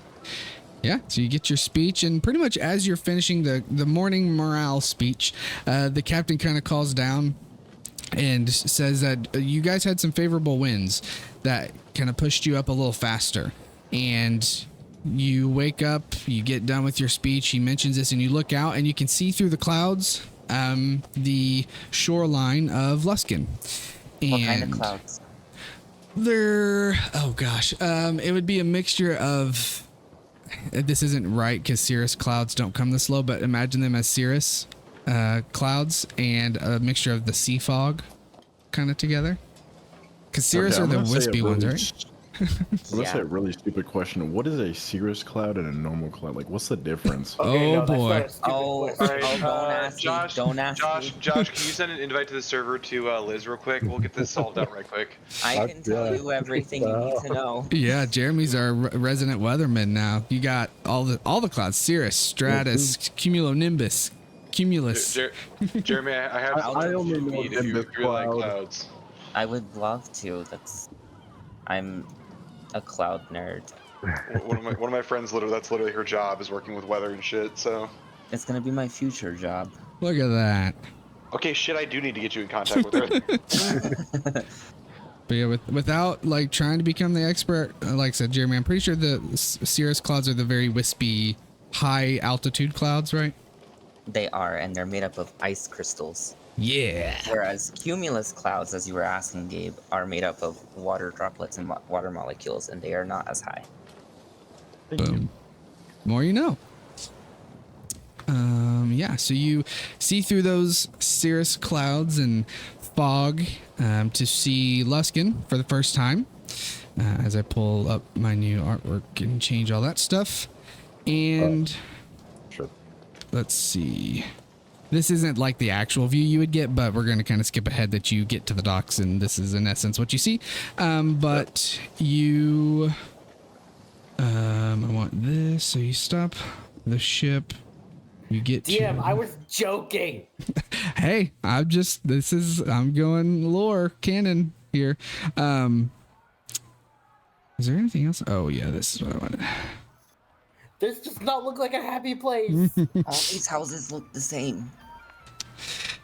There All we these go. squares make a circle. We're gonna get lost. There we go. Okay. So you see Luskin, which kind of not necessarily contrary to belief, but you weren't kind of expecting this kind of town or city. You do see somewhat of it is a larger city, not as large as Neverwinter, but fairly sizable, with a strong fashionable wall around the whole city. But you see this dirty, water, almost flooded city. I mean, it's the best way to write it. You picture quickly looking at it, the smell of fish and a lot of fish markets and seafood. Salt in the air constantly makes metal rust, and it feels damp everywhere you walk. And as you get closer and closer to the docks and get off the boat, you're greeted with that same smell. It's pretty potent at first, but quickly you get used to the smell of fish, as well as just the overall gloom of the people in the city. Not necessarily that they look sad or angry, but it seems like all their clothes are dirty and wet all the time, just from the sea air that seems to really seep into all the nooks and crannies in this town or the city. Kind of, in essence, if you want a really good image, think of Lake Town from The Hobbit. You can kind of use that as a mental image. You see a lot of crews from ships and people who probably spend their lives on sea vessels walking around, and most of the people in town, even the commoners, tend to always have at least a sword of some sort or a knife, something of a self-defense weapon with them. They don't look like they're ready to pull it, but they all carry something with them. But it also is a very busy city where people are constantly kind of running into you to get around you and yelling across the roads to other people. There's small little personal markets alongside of the roads, as people are selling fish they caught from that day, old fish from a few days ago, moldy bread, and whatever items they can either trade from other cities or import. And How many people look like criminals? do a perception check for me. Okay. I want to get in on this. Yeah, whoever wants to peg them as criminals, go ahead. You realize you might be a criminal. Oh my god. I don't think we're gonna do better. Jesus Christ, Felix. I got a natural 20. Love it. I didn't get a natural 20. Wow, and you still tied with a 30 Wow. total. That's ridiculous. I mean, pretty high other than Valana and Aetherion.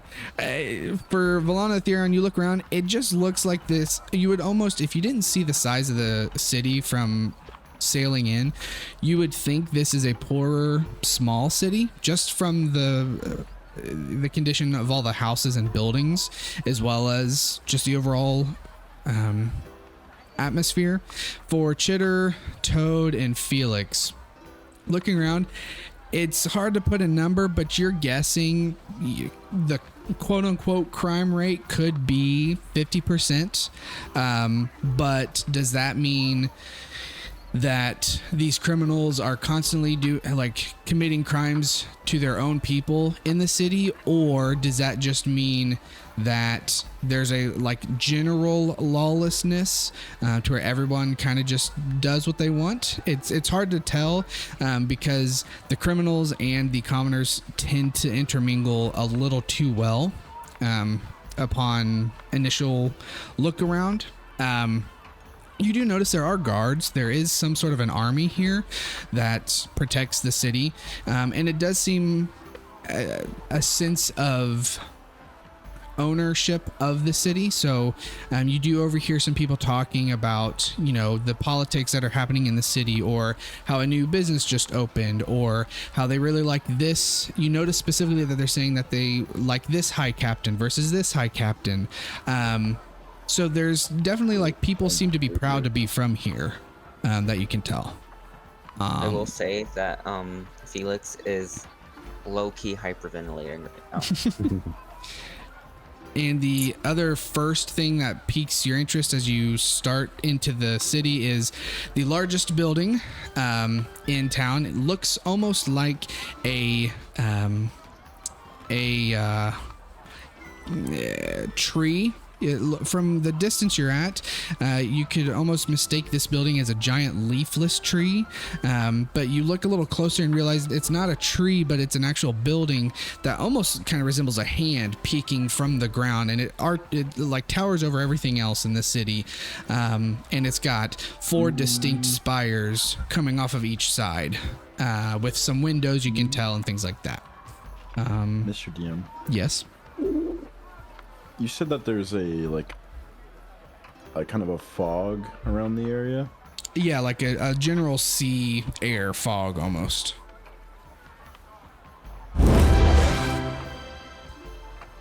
I'm gonna make it clear skies. Harmless sensory effect that protects the thought. Let's see. Okay, so it says predicts the weather will be the effect might manifest falling so this you instantly make fly blossoms, you sensory effect, blah blah blah. Instantly lighter. Okay. Were you looking at the the weather, the predict the weather thing? Yeah. So okay, so that's just gonna it's gonna tell you what the weather would be. And it's like you almost conjure an image that tells you what the weather's gonna be. Oh, I thought it was way cooler than it was. You see some more fog. That's called control weather. There is, but yeah, that's a high level spell. I like where you're going with that though. That'd be really OP if you just cantrip, just change it however you want. Just walks into a new city. I'm just gonna change this weather. I don't like this anymore. Well, especially if it was cantrip, there'd be another druid that's like, no, I want it to rain. Weather constantly changing. Okay. So yeah, what would you guys like to do as you first come into town? I want to find the guard and stay near him. Okay, yeah, it's not hard to pick them out. They tend to be in the shinier armor. However, it is still, you can tell, starts to corrode from the salty air. Still strong, but you get that patina from it. And they don't really pay you mind, but they don't stand still either. They're just kind of patrolling, so you stay close to them, but don't necessarily invade their space. So they're just kind of walking around.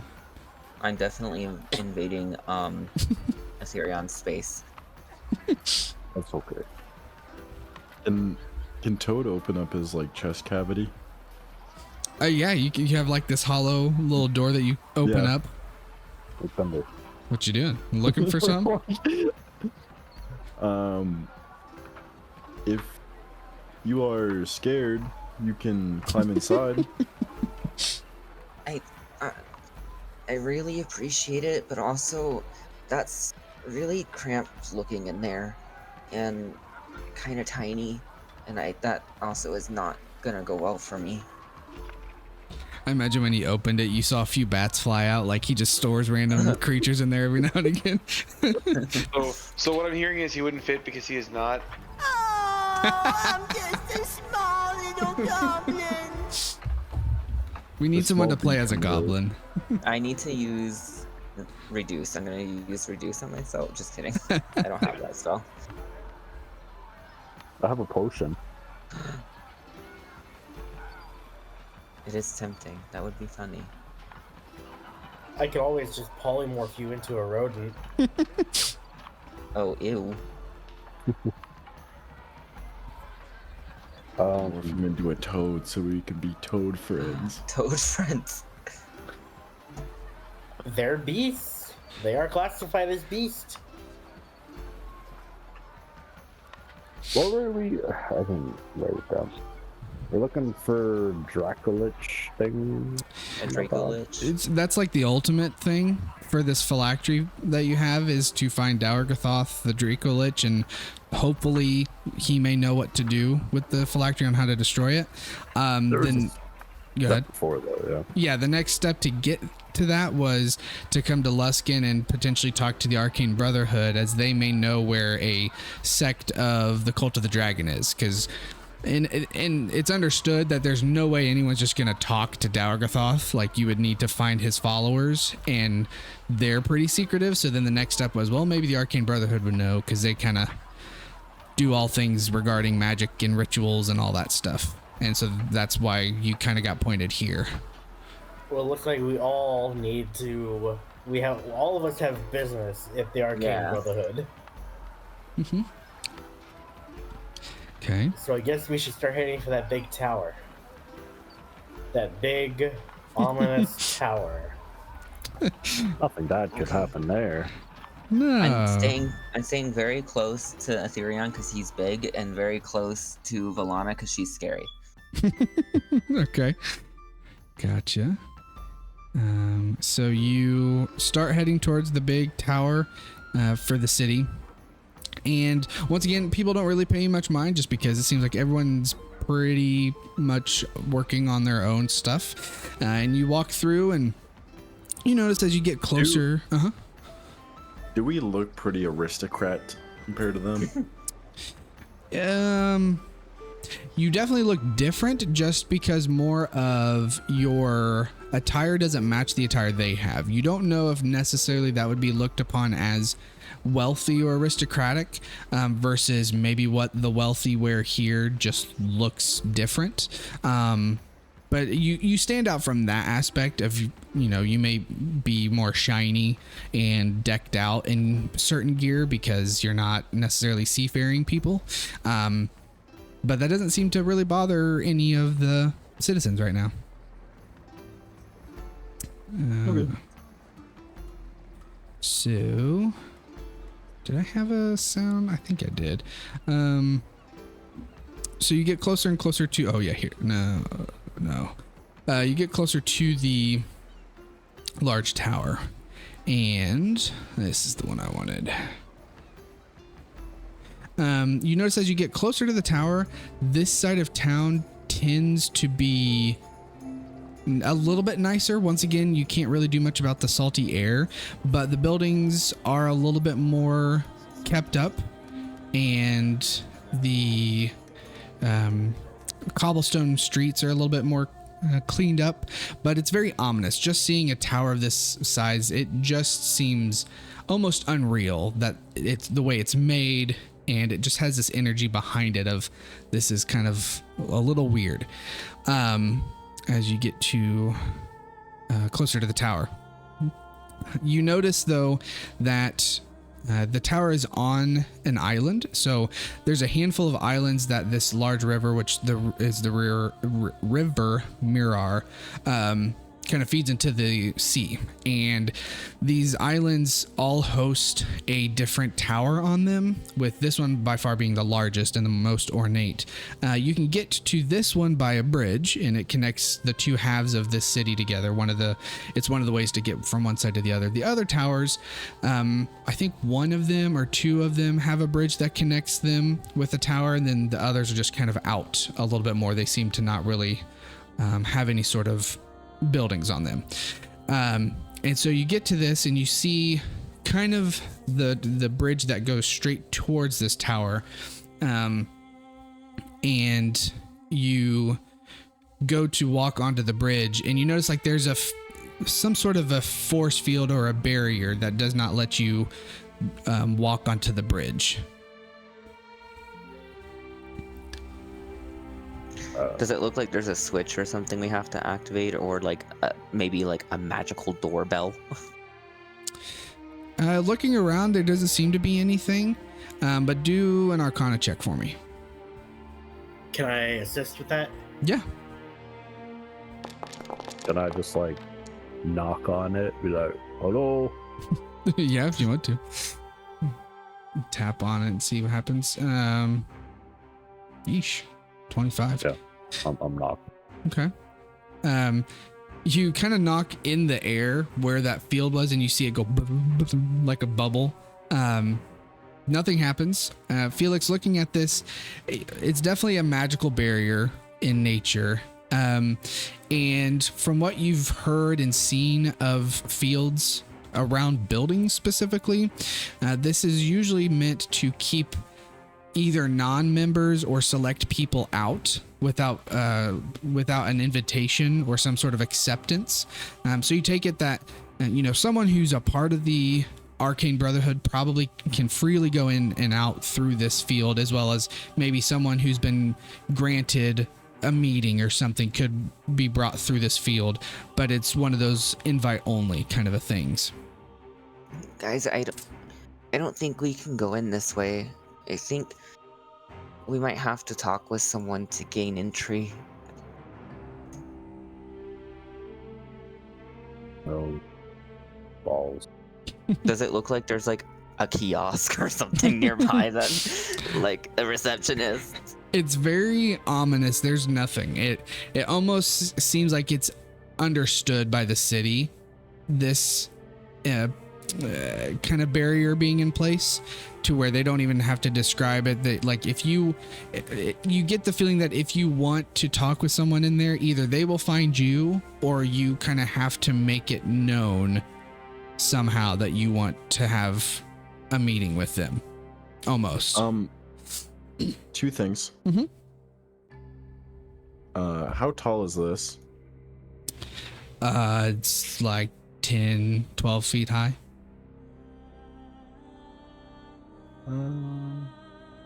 How high can I normally jump? Like if you're just standing still? Yeah. I just looked this up. Pretty sure it's like your strength modifier plus something, or hold on, jumping 5. And my other question was, if not, could I have prepared jump instead? So let's look. So jumping is, so a high jump, you leap into the air, number of feet equal to 3 plus your strength modifier, as long as you move 10 feet on foot immediately before the jump. If you're going to do a standing high jump, you can only do half that distance. So in essence, we say you do 10 foot like running before you jump. Yeah. Be 3 plus your strength, but your strength isn't super high, right? Oh, it's a 3 modifier, so be 6 feet. 3 plus, yeah. So you could run for 10 feet and then jump 6 feet. And then my other question was, could I have prepared jump? Yeah. I mean, well, I guess before I say this, what are you just wanting to see if you can like jump over the barrier? Yeah, and just see if that will get there. I don't know if this is a smart idea, but I don't want to like make you waste changing that spell out for like preparing jump.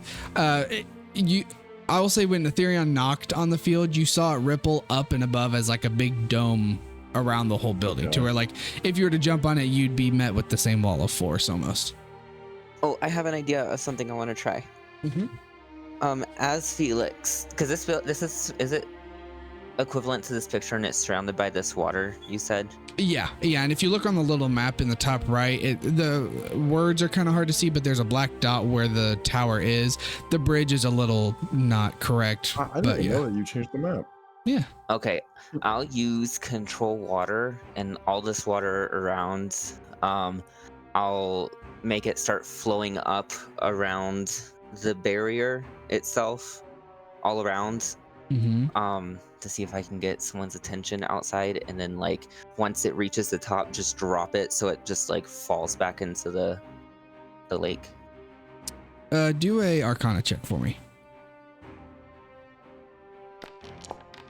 Oh my god, I want my reroll. You can go ahead and use it.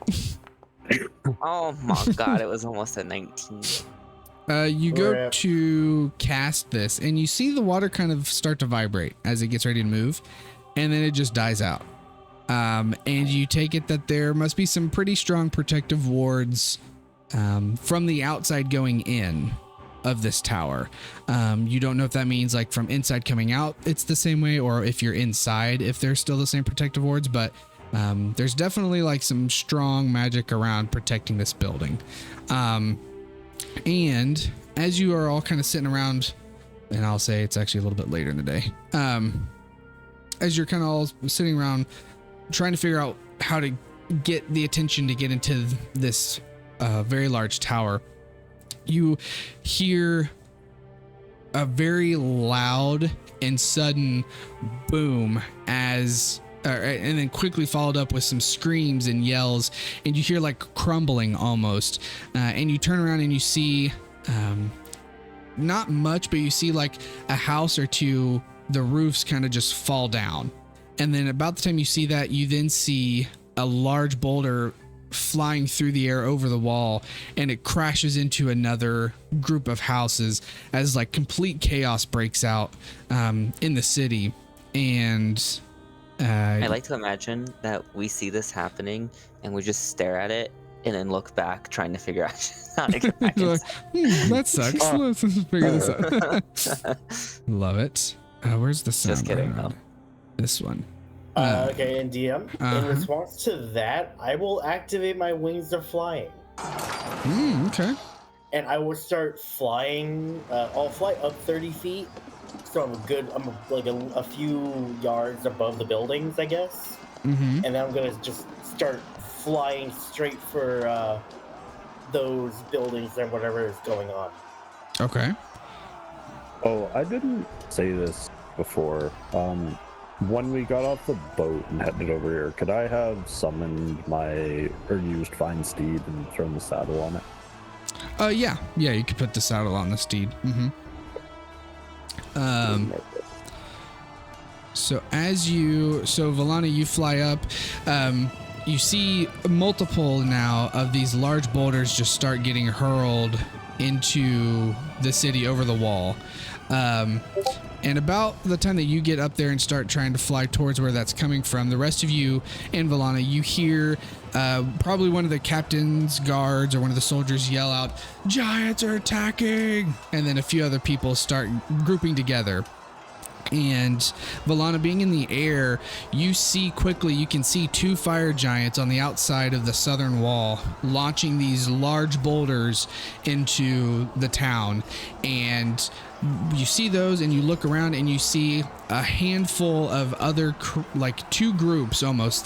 These other creatures split into two different groups.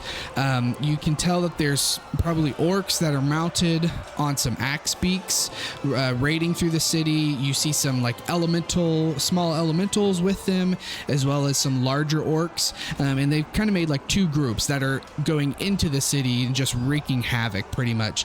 The giants are slowly like walking towards the city too, but they're like launching these boulders as they're walking, and then the rest of these are kind of dispersing into the town.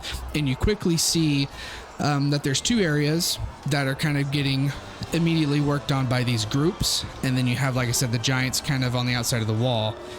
So it seems like you guys have some options here. You could go outside of the wall to fight the giants. You could split up to do multiple things. You could all go to one of the two groups inside the walls. Thoughts? I mean, if there's two groups in the city and then the giants outside. Yes. Yeah, the groups inside the city are like just kind of destroying, burning, raiding whatever they can. And then the giants are slowly moving into the city as well, but they're launching these large boulders. And it sounds like the guards are kind of trying to focus on the wall, like to try to barricade it from the giants / do stuff with them, but it is just complete chaos right now. I mean, I'd probably just be of the mind, let's deal with the now problem of the guys in here. was gonna say the opposite. I feel like the giants are gonna cause a bigger problem, personally. So, are they the ones that are outside the wall? Is that in the ocean or?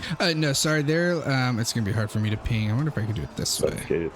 Yeah. So if you look at the little map in the top right, towards the bottom right of that map, the south Okay, gate. out That's where they're. here. Yeah.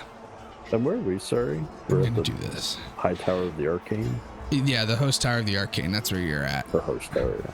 Gonna turn off this trigger for the map, so now you can ping on the mini map. So, yeah, you guys are there, and then the giants are coming here. One of the groups are over here, and one of the other groups are over here. So, Okay, so the giants are at the south gate. One of the groups is near the south gate. The other is up further north. yeah. I mean, yes, I agree. Giants are a bigger problem, but they're not here quite yet. Okay. I say Ethereum, me, and probably Chitter take on the group that's near, or the group inside the city near the south gate, and then the giants. Everyone else heads to take out the other group. Yeah, split the party. Split the We party. gonna Split the party. die. Very valid thing to do. So, everybody in agreement? Yeah. Okay, this will be fun. Okay, let's see how we do this, because I've got 2 maps. Okay. And, so that's why I don't want to split the party. I think I tried a few things and it worked, so we can see. I do agree. I don't know if Chitter would want to split, only because my immediate thought is like that is splitting our power, and I'm definitely not. My brain is definitely not going to Josh's game and the idea of having to fight on multiple fronts and do all that. Sounds like a nightmare. I will say what Volano you would see is the groups inside the city seem to be more of just a number over power. So it's a lot of them to overwhelm versus big punches, versus the giants being only 2 of them, but they're bigger punchers, if that makes sense. If that helps any of you guys make your decision.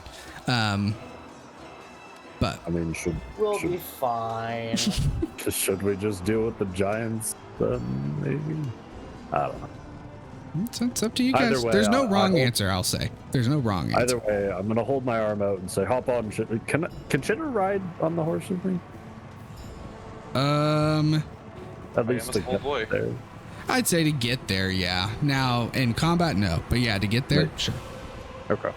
Alternatively, I was going to say we could start making our way towards the south to deal with the giants, and on the way just take out the group that's there. Yeah, because I'm like, combat doesn't take that long. We could realistically probably fight them off within a minute and then still get to the south gate. So, Yeah, that's what I was meaning. Like, cause I mean, we have the other group that's all the way up in like the 7 Sails area, the blue area. Then we have another group near like the Temple of Red Sails and Cutlass, and then we have the giants at the south gate. So we still have enemies like further up, away from us. I say just fuck the enemies further up. The city guards can deal with them.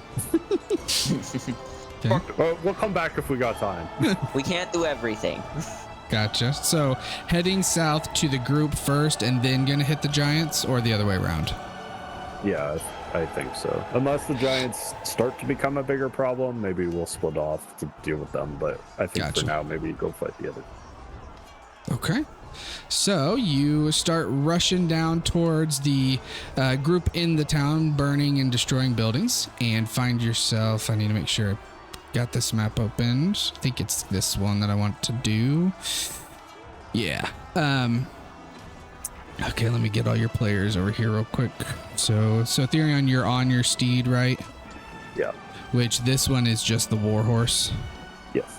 Cool. Okay. We'll see how this works because I have a module for mounted combat and everything. So, I'm gonna get this prepped real quick in the background. Put you here.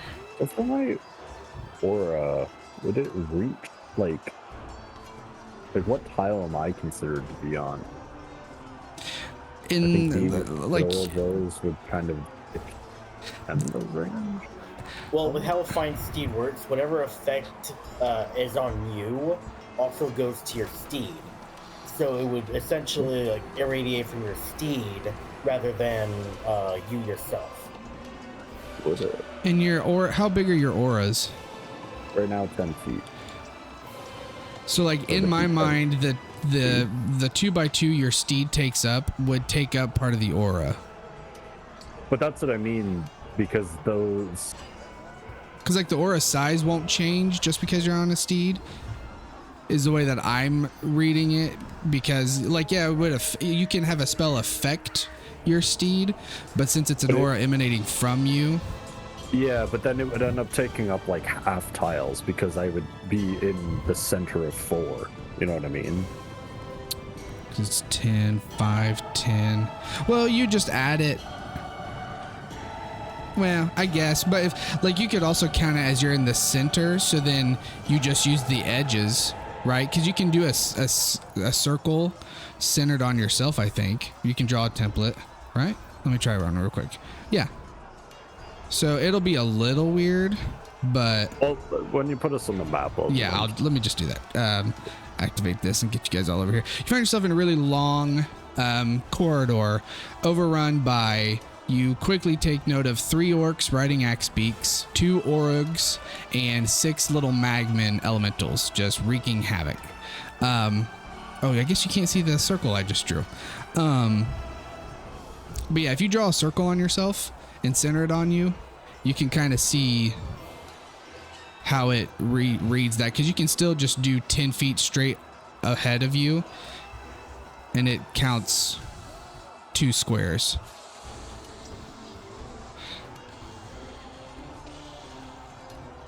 Like, because if I was in, like, this tile, let's say, it would reach out to here, right? But with me in the middle one... Oh, the measurement's weird. It almost extends the range. Because it would reach people you'd be in the half, all yeah. the way out here. Which, I mean, I'm fine with, but it's like, it effectively does increase it by 5 feet. Because of the token. I'll have to see if I can find someone who's figured something out about about what I'm trying to say, right? Yeah, because like, you're in the reach middle. Immediately next to me, it would reach like Chitter and Felix, but then because I'm in the middle, it would actually reach like Valana too, because she's 10 feet away. At most, she's 12.5, but she is within the 10 feet because I'm not in a tile. Well, okay, hold on. Let me show you this, because this is what I was looking at. If I draw a circle over you, I'm going to share that in chat. But anyway, while we're doing this in the background, I will get stuff ready and put everyone in combat. Give me one moment. Do this. See if I can select all of you here. Combat. See how slow it gets as it adds all these people. There we go. Okay, so yeah, go ahead and roll for initiative. Man, that combat tracker is being very slow with all these tokens. Would it? I see what you're saying. Would it still reach the corners though, even though it doesn't highlight them? That's where it gets hard, because it's a halvesies. So that's what I should probably look into to figure out what's going on. That's a lot of dice. Yep, it's a large group. You got a total of what? 11? Well, Bro, more than that. Look at my roll for advantage. I got both nat ones. Yeah, I got baby. 2 8s. 1 in 400. Okay, here we go. Can I use my reroll? For your initiative, yeah. Let me pull you out of initiative real quick. Two Double that fucking ones nat ones with it. Okay, go ahead. That's better. Okay. With that, we'll get started with combat. As you see all this going on currently, Chitter, what you doing? DM, real quick, how far ahead would I be? Because I technically started flying before everyone else. Yeah, I'd probably put you. You're like, get you. Actually, all of you would be just a little bit closer anyway. So let me move you all. You're like here. So Valana, you're probably there. There we go. Okay. Yeah, Chitter, what you doing? I was trying to think this over. I'm like, man, wishing I had Fireball right now, even though I guess the Penguin's probably immune to it. You cheeky little fucker. I'm gonna go 10, 15, 20, 25, 30 to here. And then I will cast a little spell on myself, as we're going to be a cheeky asshole and cast Greater Invisibility. Okay. See as Chitter goes invisible. Anything else? Hold on, I have to check this. While he's checking that, Ethereon, be prepared. You're next. You and your horse. How does the mount thing work? Do I just move the horse? You can move yourself, and the horse will move with you. Ooh. And then until you like unmount from it, you're all like you're riding together. But yeah, Chitter. Sorry. And since he's next, I'm gonna. You can't see me, but you hear Chitter be like, "You got this, Therion," and he's gonna tweely twee. Gotcha. He only has to be able to hear me. So. Nice. Okay. Is Valana in the air? Yeah. Would you still be flying, Valana? Yeah, I said it was gonna be 30? about 20 feet 30? high. Okay, there you go. Okay, so that brings us to Ethereon and your warhorse. What you doing? God damn it! I don't have. Ethereum is 15 feet high. That is a big ass horse. Yeah, it's fucking huge. Clydesdale. Yeah, I like defaults because I think it's a large creature. So in theory, a large creature is 10 by 10. Because I'm about to charge forward, I gotta just Chitter's got to do the thing. Oh yeah, sorry. So I guess I wouldn't. Like encourage him, but you would just hear. Like I wouldn't say anything encouraging. You would just hear. Death! That's awesome. It just takes me so long to say all those things. I can't move. What? Wait a second. You can't move? I cannot move, and the horse cannot move. What? Well, that's not right. You doing WASD? Yeah. So what I'm hearing is he cannot. Well, that's weird. Hold on. Huh. If I try the horse, it says it's not in combat or something. For me, it just doesn't do anything. Okay, I'm gonna move it to the warhorse turn. Now try to move the horse. Okay, so I guess I have to move the horse. I guess so. That's because weird. that works. Huh. Okay. Well, yeah. Go ahead and move where you want to go. That's for those two. I imagine that's what you see. You see Ethereon like slowly lag behind. Where can I get to? This guy's there. Sorry. How much movement does the warhorse have? 60. I can't get to. Can I like push the horse to try and get to one of the orcs or not? Sorry, if I was like here. Your horse should be able to. Oh, actually, yeah. Yeah, you can reach. Yeah, you can reach him. Man, there's also this guy here. And yeah, the Magman. Come on, I gotta kill the big guy. How funny it is to push the Magman, you know? Cool. And then. Oh, and then I gotta. Yeah, I'll pull you back. Maybe just switch the turn orders, I guess. Yeah. Or I don't know how that can work, but anyway. That is kind of cool, though. Bonus action, I will do my form of dread, I think. Okay. Can't remember if I made your token flip still working correctly or not, but we'll see. Am I able to? Hey, there. I don't know. We'll have to try that out at some point. Okay. Unfortunately, I actually don't get any temporary hit points because I already had 17. But then I will back the. So can I reach him as well, or just the axe beat?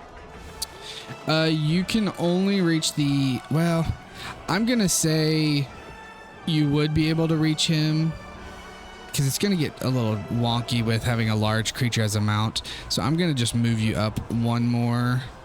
To where you're within melee. Oh my gosh, it's getting all sorts of wonky. To where you're in melee range of the orc to actually fight the orc.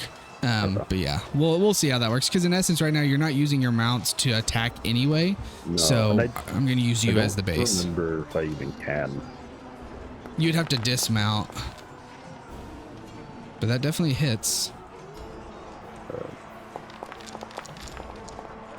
you see these ruthless orcs, or this ruthless orc riding this axe beak as you give him a quick bash. Yeah, what if I do that? Yeah, I ride by and do a swing. He fails, and yeah, so he's his speed. Oh shit! I didn't think about that. I was like, he's prone. No, speed 0. That's so. All right. Well, and easily enough, before you do that, in one swoop, you do kill the rider. How do you kill the rider? Yeah, that's cool. I just, as I kind of get up there, my horse kind of like spins around, and I kind of lean back and just take a swipe and knock him in the side of the head. And as that happens, you see he. I wonder. I gotta figure out how to dismount now. He falls off, like the dead body falls off of the axe beak, and I will figure that out here in a second. But go ahead and do what you're gonna do in the background. Okay. Does the not that I'm have like good animal handling or anything, but does the axe beak look like it would still be like hostile? Yeah.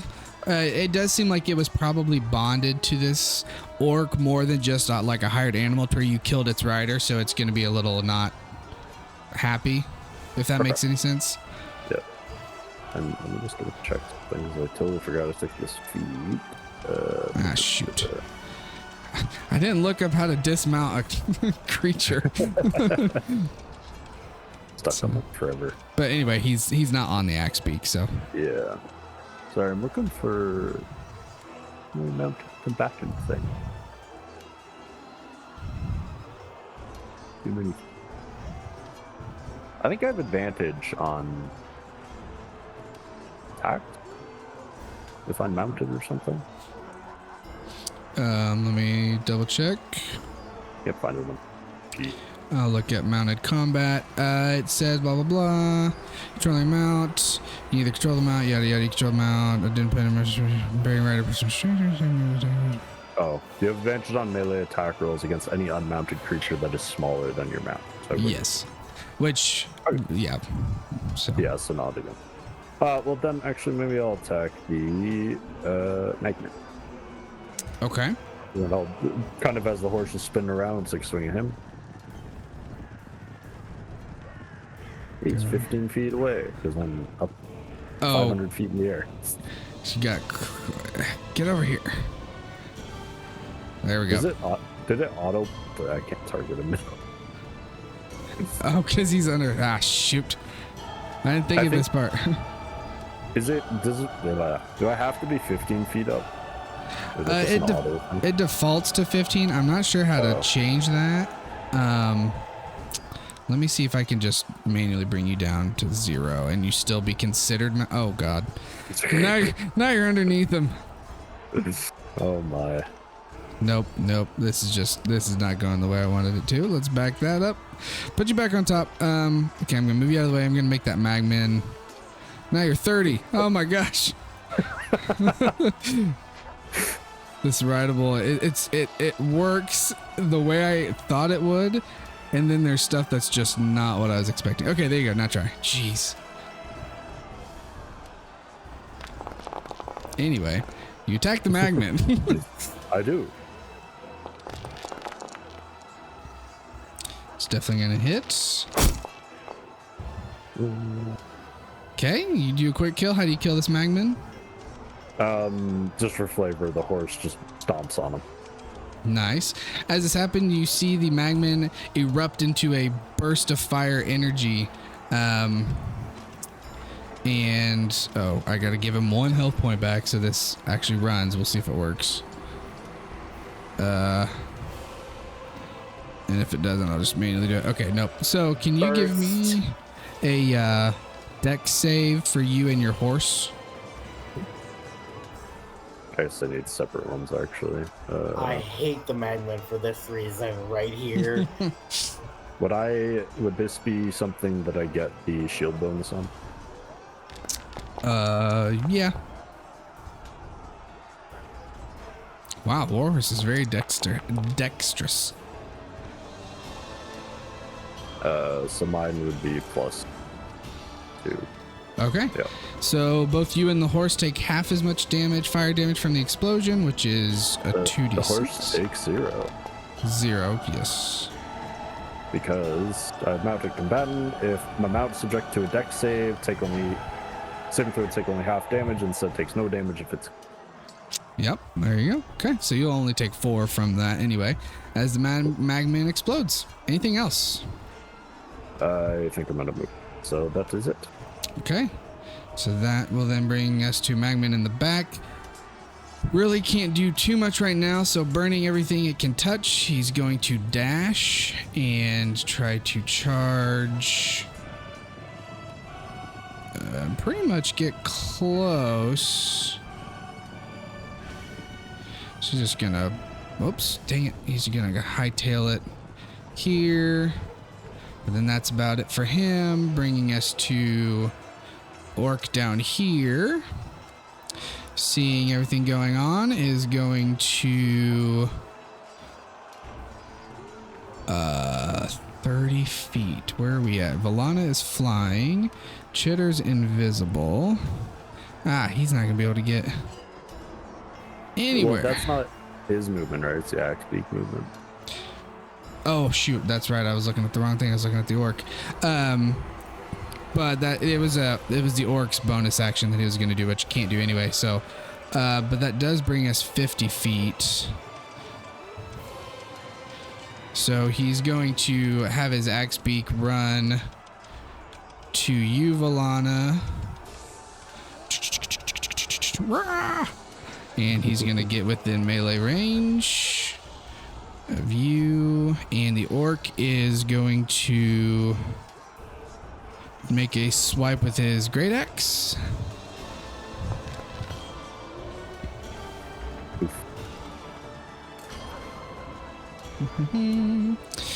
I'll zoom in here so I can see what's going on. With the 20, that hits. No, it doesn't. Pop your shield. Okay. Pop your shield, and you see the axe kind of bounce off, and he just kind of shakes his head like, what the heck? Valana grins down at the orc. You thought that would work? Axe beak's not going to do anything because it's mounted. Second magman is going to kind of do the same thing and just going to bum rush to get closer to you, Ethereon, which it's still out of its. Oh no, it can make it. Okay, so it's not going to dash, but it's going to run up to you. And I'll put this out there because it's 90% of the time going to be the thing. With mounted combatant as well, any attack that targets my mount, I can make target me instead. Okay. And so most of the time I will likely do that. Gotcha. So if it's going to target that, in this case, that's safe. And I got to make his height higher so he can actually do that. And he was going to target you anyway, and he's going to do his touch, which is not much. No.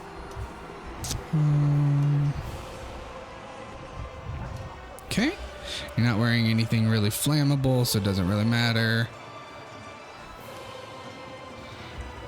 So then we'll go to the next magman. Same thing, just gonna kind of bum rush. He's gonna dash. He's gonna just kind of gang up on you. Doop, doop, doop, doop, doop. I hate that it defaults to your mount for selection, and so everything just automatically goes under, and I have to move it out of your zone and then try it again. Oh, yeah. But okay, Toad, what you doing? Valana, you will be next after a magman too, so be getting ready. But Toad, what's up? Already have it. First, I'm gonna rage. Yes, first time Toad fighting. Here we go. And then second roll, I'm gonna wild shape. Why is that so squishy sounding? What are you His skin is shaping flattering into? off. Giant scorpion. Giant scorpion. Okay. Let me make sure I do this right. It's just drag and drop, right? Yeah, I get to choose actually. It'll let me. Oh yeah, because you're myself. doing. You've got it. Yeah. Okay. Giant scorpion. There you go. What does Toad raging look like? I guess as soon as you just see me go calm for a second, and then you hear like the progressive thumping of my chest get louder and louder, and then you see my eyes switch color to like a red. Like Iron Giant. That's what I imagine. yeah. I was thinking BioShock when the gaddies like go from yellow to red. Around. Yeah. You all see as this large scorpion Toad turns into starts to skitter over. So can I grab him from where I'm at? The orc? Yeah. You would have already actioned and bonus action. Okay. Yeah. So that's my turn. Okay. Gotcha. Brings us to Magmin, whatever number this is. It can't get to you without dashing, so it's gonna dash. They're just swarming me. Yeah, they're bum rushing and trying to get all around you. And put him there. And that's it for him. And brings us to Valana. Okay. I'm going to hold my action to cast Cone of Cold, and the trigger is gonna be right before Chitter makes his next move. Okay. And Valana's gonna shout for Ethereum to get clear. Okay. Gotcha. So before Trigger makes his next move, you're gonna cast him before I move then. Yeah, you're literally telling me to get clear and you're gonna nuke him with it, because it wasn't me. Get clear! Why did you get clear? Okay, fine. Can I change that to before Ethereum makes his next move? Before I make my next move? Sorry, after Ethereum makes his move. Yeah. Let's be honest, you just want to nuke Ethereum. I know, right? I'm trying not to. I'm not an evocation wizard. I start moving. Oh, now! Yeah, that's fine if you want to hold it for then. Okay, yeah, that'll be my held action to cast Cone of Cold after Ethereum gets clear. Gotcha. Okay. Anything else? Bonus action Blade Song before that. Gotcha. Brings us to the first Orug. Can you cast spells during Blade Song? I thought that was the thing. You can. What does this guy do? Okay. Do that. Okay, he's going to... What's his movement? 30? Slow boys. What's an Orog again? They're like a half ogre or something? It's like a half ogre / orc almost. 1, 2, 3, 4, 5, 6. And he's going to see Valana and going to... Well, is he still... Oh, interesting. So he's going to, instead, he's going to target Ethereum and do throw a javelin. See him grab a large javelin and hurl it into the air. Hurrah! I deflect. Doesn't matter, it misses. I was expecting something bigger. Yeah, he went, ooh, like it was going to be really dangerous. Nope.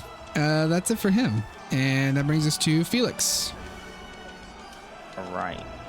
I'm going to not do anything super destructive because this is a city.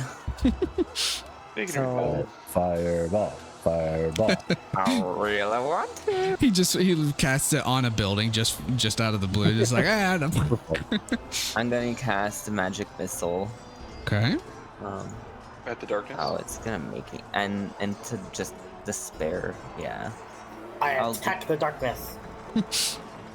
I want to. What is the range on? 120 to 300. Yeah. Probably so. Okay, cool. I'll do that to this guy. It's gonna. I want to do it to several different enemies, but I don't know if it's gonna let me, It should, so- when you cast it, it should pull up a dialogue box of like, who would you like to put these to once you cast. Okay. Yeah. If it doesn't, we'll fix it. But the times that I've tested it, it now asks you, who all would you like to target?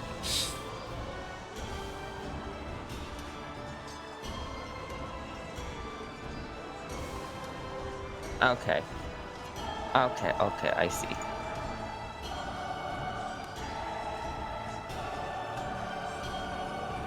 Da, da, da, da, da, da, da.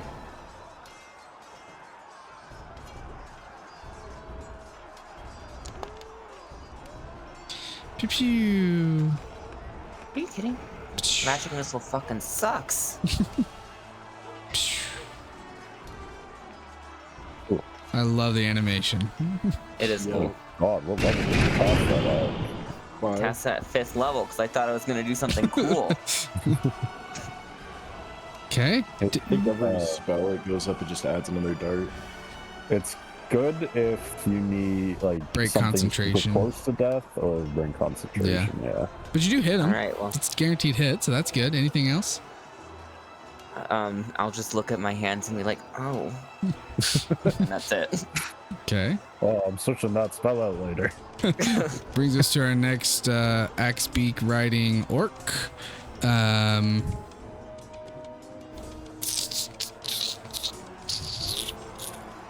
50. And with mounted combat, he can't then dash as the axe beak, right? Or can he still do that as a dash action for the orc?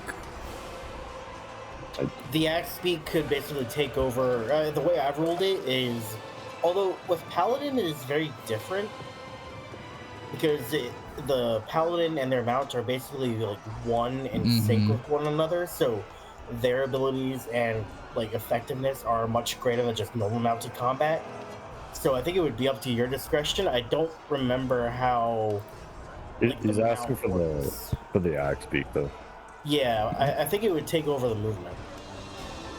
Yeah, in my mind, like he could use, like the orc could use the dash action to then move twice the axe beak speed because he's mounted, but it still takes the orc's action to dash. Like I'm not thinking that mounted or that mounts in combat that are mounted actually get an action because you're riding them. So then, I don't think so. yeah. Paladin mounts generally do. It's normal mounts like this axe beak that wouldn't. Yeah, and I don't think doing the dash. would Yeah, work. there's a lot of questions about whether it's an intelligent or unintelligent mount, but like Yeah. usually because like I know like with the Therion's mount, he can either choose to have it be like essentially not have its own turn, in which case he gets to control it as part of his movement, or it gets its own attacks, in which case it acts on its own initiative too. Yeah. So I think I'm just going to do it that way. And then the orc isn't going to make it dash. So then he's going to use another javelin, throw it at Therion. Ah, he's just out of range. I didn't catch that. Oh, well. Initiative of a controlled mount changes to match yours and you mount it. It moves as you direct it and it has only 3 action options: dash, disengage, and dodge. Oh, so I guess it does then dash. As even a mounted creature. Well, it doesn't matter.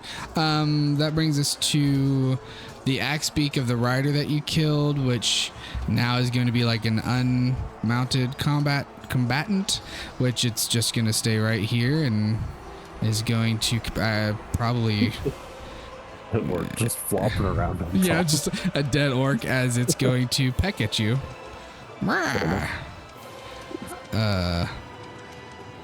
Oh my gosh. Is he gonna have to like be on top of you? Cause no, you're within range. What is it? Oh, cause you're 15 up. Stupid elevation. I've got to fix that. I'm sure you can edit it. Yeah. So, Okay, now let's do beak. It's gonna peck at you. Pretty sure that misses. I bet Yeah, I misses. Okay, that's it for Why him. did you have advantage? Oh, flank. Flanking, because you're surrounded by magnets. Yeah, that's true. Utterly surrounded. This magman doesn't have a whole lot of range, but he can get to the big scorpion boy. So he's gonna go with, I think right here would get in range, and he's gonna touch. Boop. And that one's definitely not gonna do jack. Brings us to the other Orug, which is this boy, Big Bubba. No, oh, it's Big Boy in the back. Oh gosh, pointless creatures. He's just gonna dash, but he's just gonna get over here. Dun dun dun dun dun. Okay, and then that's gonna bring us to Chitter. What you doing? Sorry, I was throwing together brownies. Give me 3 seconds. No, you're good. And then Ethereon, you'll be next, so be ready. There we go. Sorry. There was so many turns. I wasn't expecting my turn. Yeah, it's ridiculous. Big old buddy here. I'm trying to. I mean, I could just sap Ethereon. I don't have to care about him, right? Exactly, you don't. That's what I heard. He can take it. He wouldn't know it's me. I mean, That's true, you're invisible. I wonder if no. I don't think I could line that shot up. Let me see. Sorry, considering a lot of things here. So many fun opportunities. Do you guys know where the mounted combat rules are? I just searched Dungeon it. Master Guide. Blah. Double checking this affects what I think it affects. It does not require. I might take the shot on that. There's also a spot in Player's Handbook for mounted combat. Yeah, let's not risk that. Fuck it. Let me just. Nope. Jesus, what the shit did I just do?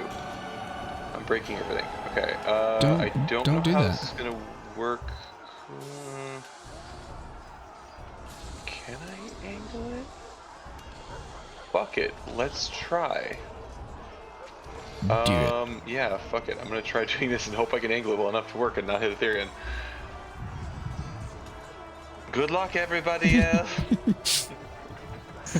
As I'm gonna try to cast Lightning Bolt and wing it around Ethereum. Let's see how this goes. Okay. Oh. Is he gonna try to curve the bullet? I might hear Warhorse. Shit. Okay, if he passes, he doesn't take any damage. Well, let's try this out. Let's see if this works.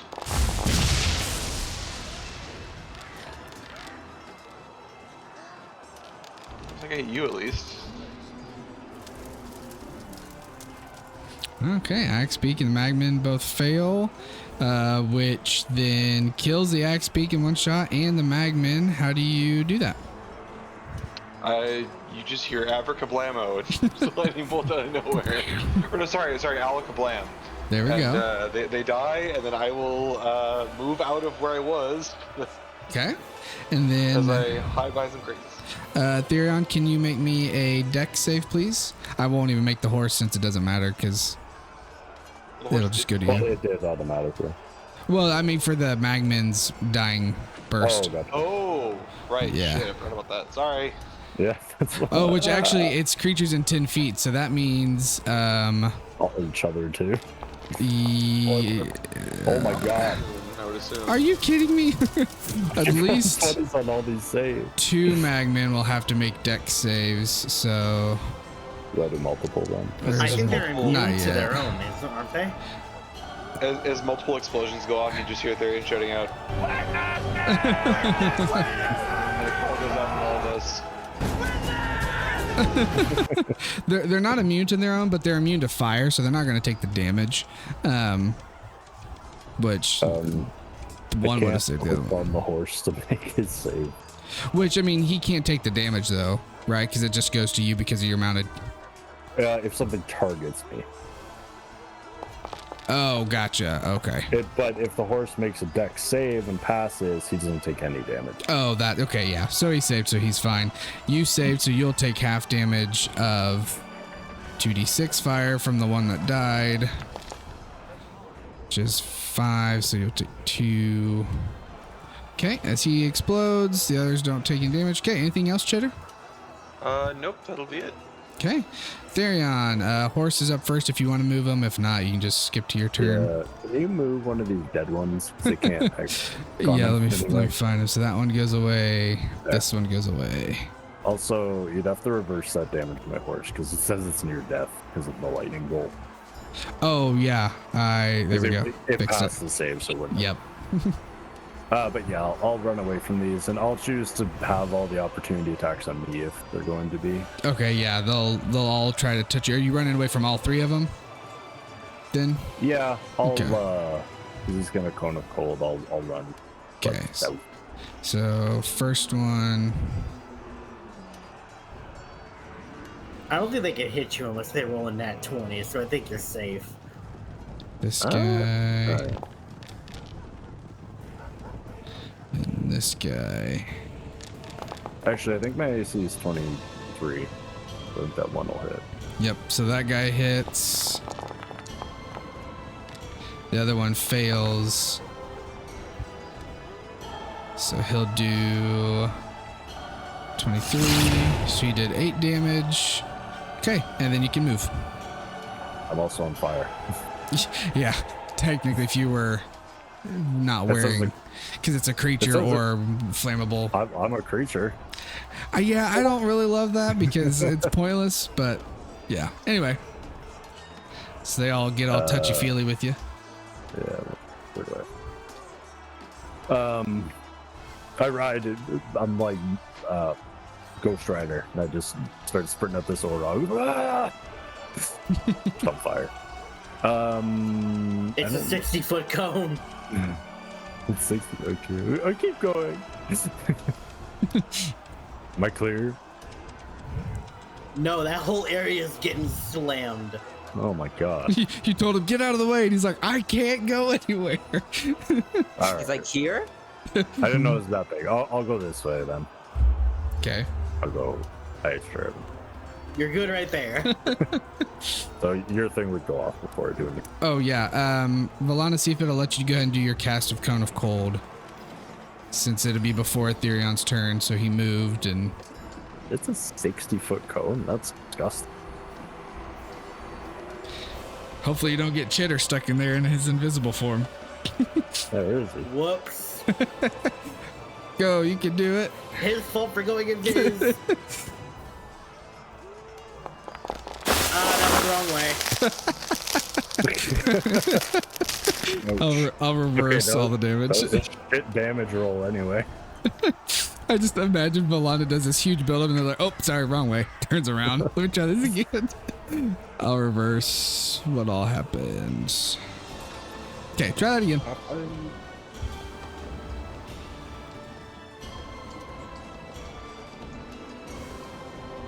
I guess there's still just like street vendors talking. How do I turn this thing around? Because it's doing it again. Mouse wheel. If you control him, or mouse wheel should rotate. Gotcha.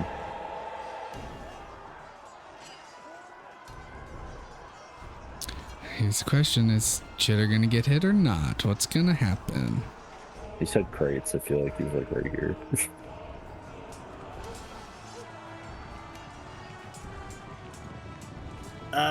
Okay, so quick question, guys. How should I do it? Should I do the... you know what? Yeah, I think I can hit them all from right here. Miss this guy if you have to, but...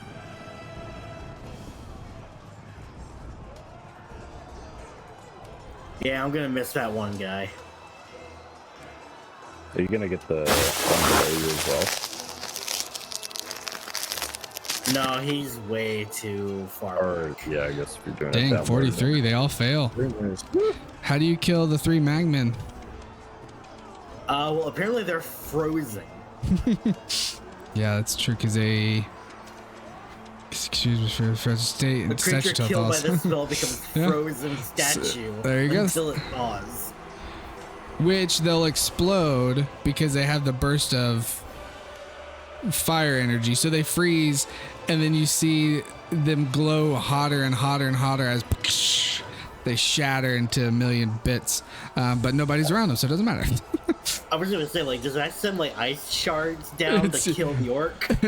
It's more of just like powder at that point. But yeah, you kill all three of them, and at the end you're out of harm's way. That was a really good damage roll. A lot better than the first one. Yeah. Should I use any of the? Sorry. Also, you're still on horse initiative, just FYI. Oh. I can't change it. You'd have to do it. Yep. Oh wait, no, I lied because I forgot you should that too. Can I try and shield dash this orc? Shield bash him. That's the prone, right? Yeah. Prone or back, I think. But yeah. Yeah. Just run up and smack him in the head.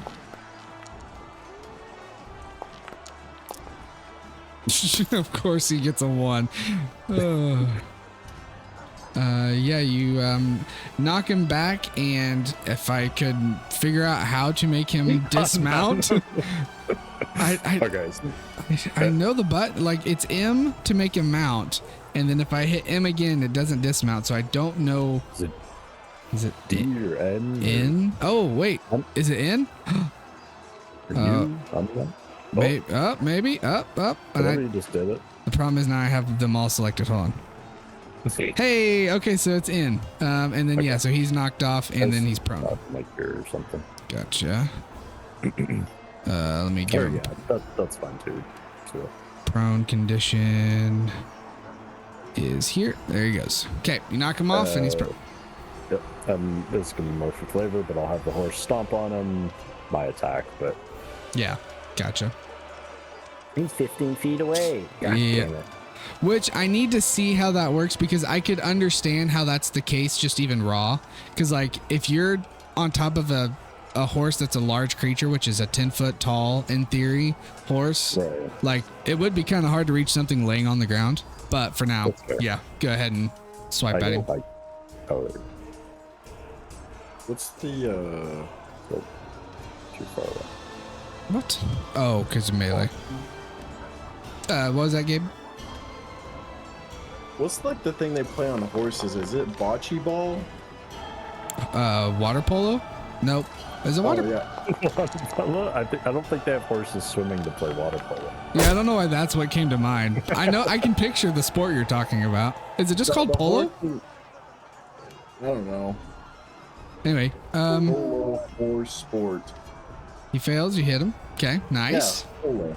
It is polo. Okay. Anything else? Hit him again.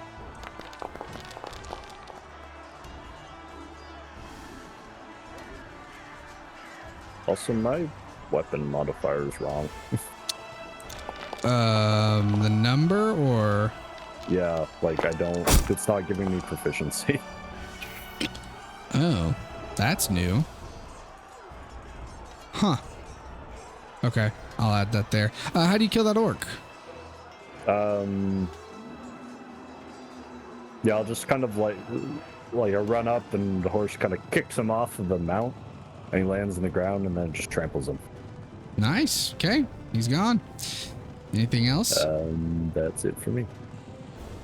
That will bring us to the mounted orc by Valana, who is going to try again now to do a great axe attack.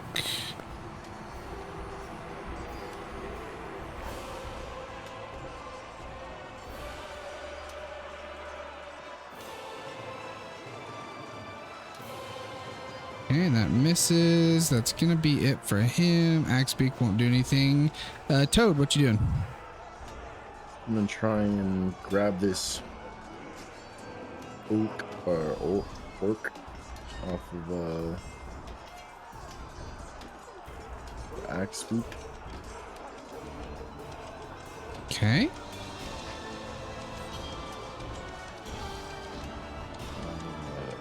How do we... There we go. So I got a multi-attack claw, correct? And then the stinger? Yeah, whatever the scorpion lets you do. You get 2 claws and a stinger. It should say multi-attack on it. I don't see it saying multi-attack. Do you see that somewhere? There should be. I'm looking at features. Oh, it's under features probably. Okay. Yep, there it is. Multi-attack. Yeah, 3 attacks, 2 with its claws and 1 with its sting. So yeah. Oh, I can't reach it. Oh God. Hold on, let me get you up there. Boom. Now try. Hey, I'm floating.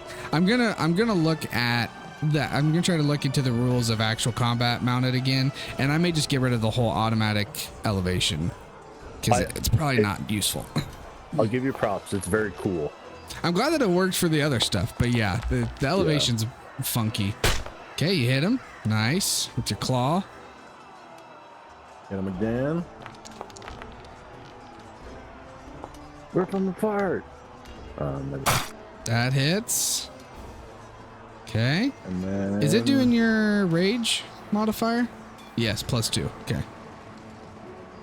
the +2 I should have another +2, shouldn't I? You've got 2. And then the stinger. Very angry scorpion. Yep. So just be your strength and then rage. Which that fails, unfortunately, as he moves out of the way after getting scraped twice by your pincers. Anything else? I'm just gonna move to this side. He's also grappled. Okay. Oh, that was the claw, wasn't it? Yeah. Okay. Yeah. So then If the claw hits, they're just automatically grappled. Yeah. Where's the grapple condition? So then, Does if you that rip him? move, what was that? That'll rip him off the axe beak. Yeah, if you move over here, that will. Let me dismount now that I know how to do that. He would be. Hold on to it. Oh, not the freaking bird. There we go. Elevation's such a bitch in Foundry. Oh my gosh. It really is. It's cool when it works really well, but the times you get to use it, it's wonky. Okay, there you go. Yeah, so you got him grappled. Like when I had you guys going through the kitchen, like it took a long time to set up, but then like, you move to one spot and it's like, Valana it's too. fine. Yeah. What you got, Valana? This. Wait, hold on. I need to move forward a bit. So the Magman behind me is going to get an attack of opportunity. Okay. Put him up on that. Isn't he too low? Oh, you're actually flying, right? Yeah. He won't be able to reach. He wouldn't.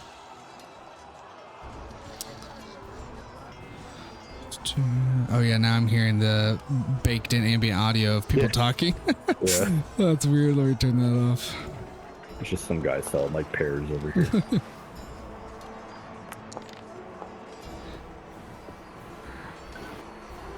Oh, what the fuck? Steel winds. Weapon used in the cast of advanced star of the wind. Choose up to 5 creatures you can see within the range. Melee spell attack against each target hit. They take 60-10 force damage. Then teleport to a non-occupied space you see within 5 feet of one of the targets you hit or missed. Okay. 21, which then hit all of them for 32. Okay, so that killed the Magman behind you. That killed the Orug over here. Did damage to that Orug and killed the Orc and the Axebeak. So how do you do this? This is one of those straight out of anime, like freaking flash of a weapon, like strike, and then just the multiple enemies just fall. It's basically that. Nice. That spell is Magman. Toad, can you make me a deck save, please, as the Magman starts to explode? Is that also hitting me? No. I will reverse be, that. no. I'm not sure where that one came from. Is this saved from an effect I can see? Yes. And Felix, I reversed that. Okay. Yeah. 20, that definitely saves, so you will take half damage from the death burst of 2d6 fire. So you will take 5 damage as he explodes. He's gone, and then the orc that you have in your pincers dies. Anything else, Valana, as you teleport? You're still in the air, correct? Flying? It has to be within 5 I'm on the ground now, yeah. Gotcha, okay. Because I have to teleport within within 5 feet of someone that I hit. Yeah, gotcha, okay. Yeah, anything else? No, I'll just be right here next to this orc with a wide grin. Okay, Felix, what's up? Okay, I'm gonna... Wait, hold on. 5, 10, 15, 20, 25... I'll go here, and then on that little orc right there, I'm gonna cast Totally Dead. Oh, okay. So many dice, I love it.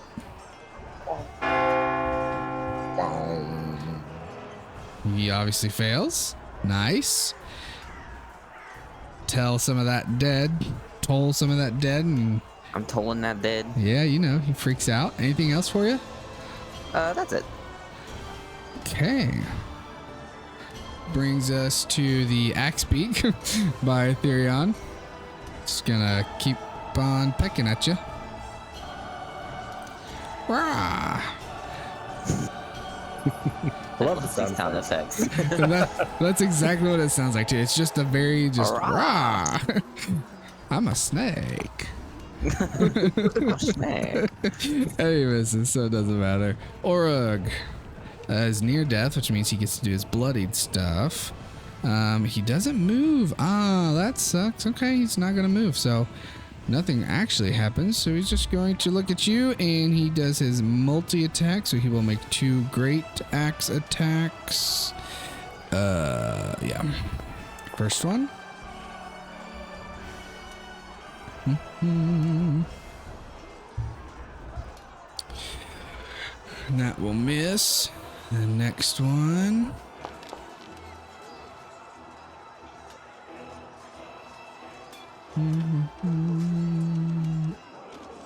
That one hits. Sorry, I realized I've been away from my keyboard and I've probably not been hitting Oh, no, any you're of the good. cutting word stuff that's been going on. I've got it to 5 seconds, so it doesn't really matter. Okay, you pop your shield and breaks his attack real quick, bringing us to Chitter. What you doing? Yay.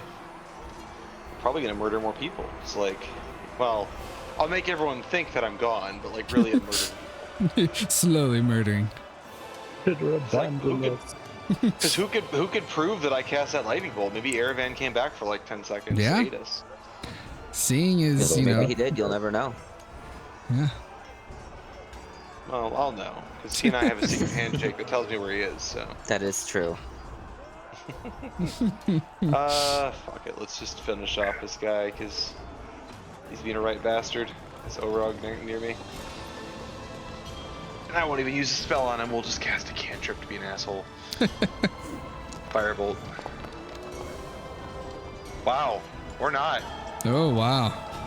That as you get a little cocky as you cast this one and realize that you weren't looking right at him, and you see the firebolt kind of glean off of his axe as it misses. Am I not invisible anymore? I don't know why it changed that, because you definitely still are. Yeah, I still have, can everyone still see me? Or can everyone see me here? Yeah, I'll fix that. I don't know why it took that off. I mean, I can just do this. We're just gonna do. I know Yeah. exactly where you might be hiding. So, but yeah, you're still invisible. You can keep guessing. Oh, and actually, you miss. Yeah, that's Right not gonna here. change things. No. Right What are you talking here. about? What are you talking? How do you? He's not there. No. Right. No. What is this little? Why does it have an eternal swirly effect over you? Because you There hear is no turn. the thought God is damn it, you're there is- you're hearing, but yeah, no, there's Oh, there's okay, I nothing. see, I You don't see. see anything. Oh, does he have something that detects me? Anything else, I do Jitter? have detect magic. No. God, sorry. Looking at who's around him. No. I'm not gonna waste any more resources. Okay, We're almost done. Therion, you're horsey, and you. Oh, little birdie spoke to me. Did he say twiddly twee? A different little birdie. Oh, Can I pull out a ration? What do these things eat? I mean, yeah, if you'd like to try to, are you going to try to animal handle this to not attack you? Yeah, I'm gonna pull out a ration. I'll be like, looks good. And I'll kind of just like chuck it over here. Okay, do an animal handling check for me.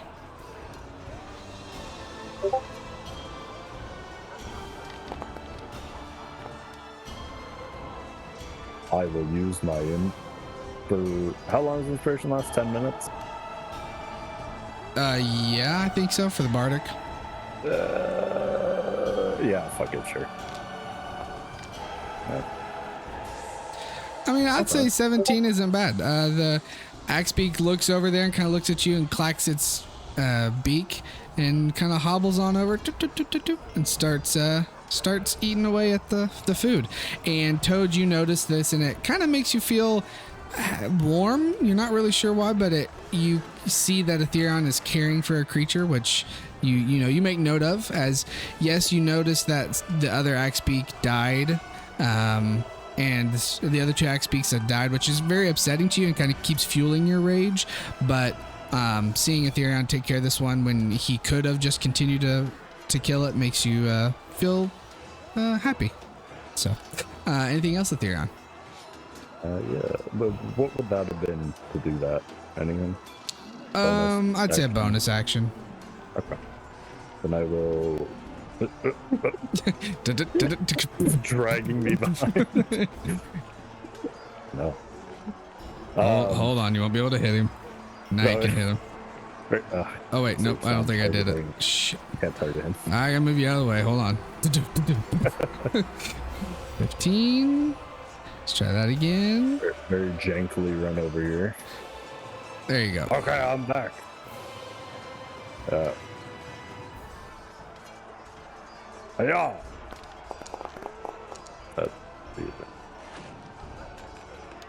That hits. 2 damage.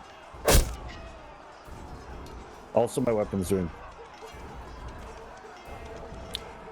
Okay. Well, those sound effects are cool. I want that thing. What's the name of that? For what? The death sound. Oh, did it make a sound when it died? Yeah, when I killed the top orc, it made a sound. Oh, sick! Like the back guy did. I haven't been hearing them.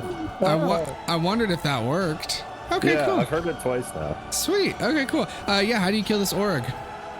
Same thing. I just run by and smack him across the face with my armor. Nice. Okay, and with that, combat is over as you killed the creatures here. Gosh, I gotta change that sound for wild shape. That's a little too weird. And we'll stop the music. what do you mean? It's rending flesh. It's normal. But he doesn't have flesh. Can I make a suggestion? Uh-huh. The Transformers noise. That's what I was kind of thinking. Something more along that line. But Also, this is probably gonna piss me off sooner or later, but every time I transform, it puts up a blank character sheet that I can't close. I have to reload my game. To get rid of it. I'll look into that because it shouldn't. I've done wild shapes before, so I'm not sure why that's. Yeah, I'll mess around with that. Oh, you know why my weapon broke? Because you re-uploaded. Oh, and the one on D&D Beyond. Yeah. Okay, yeah. I'll get that fixed. But okay, yeah, you finished that combat, and with all the chaos going on, we'll end the session here and pick up here next session with the other fighting going on. You finished the first one that is towards the south, and it sounds like you said the next thing you're going to do is go head towards the fire giants coming towards the gate. But yeah, we'll just kind of pick up there as you guys run towards the fire giants, and then we'll kind of see what happens. So, Alrighty. Okay. All right. Well, thank you for the session. Thanks, guys. Yeah, thank you for running, DM. I will set stuff up for next session and send stuff out, but I'll talk to you guys then. All right.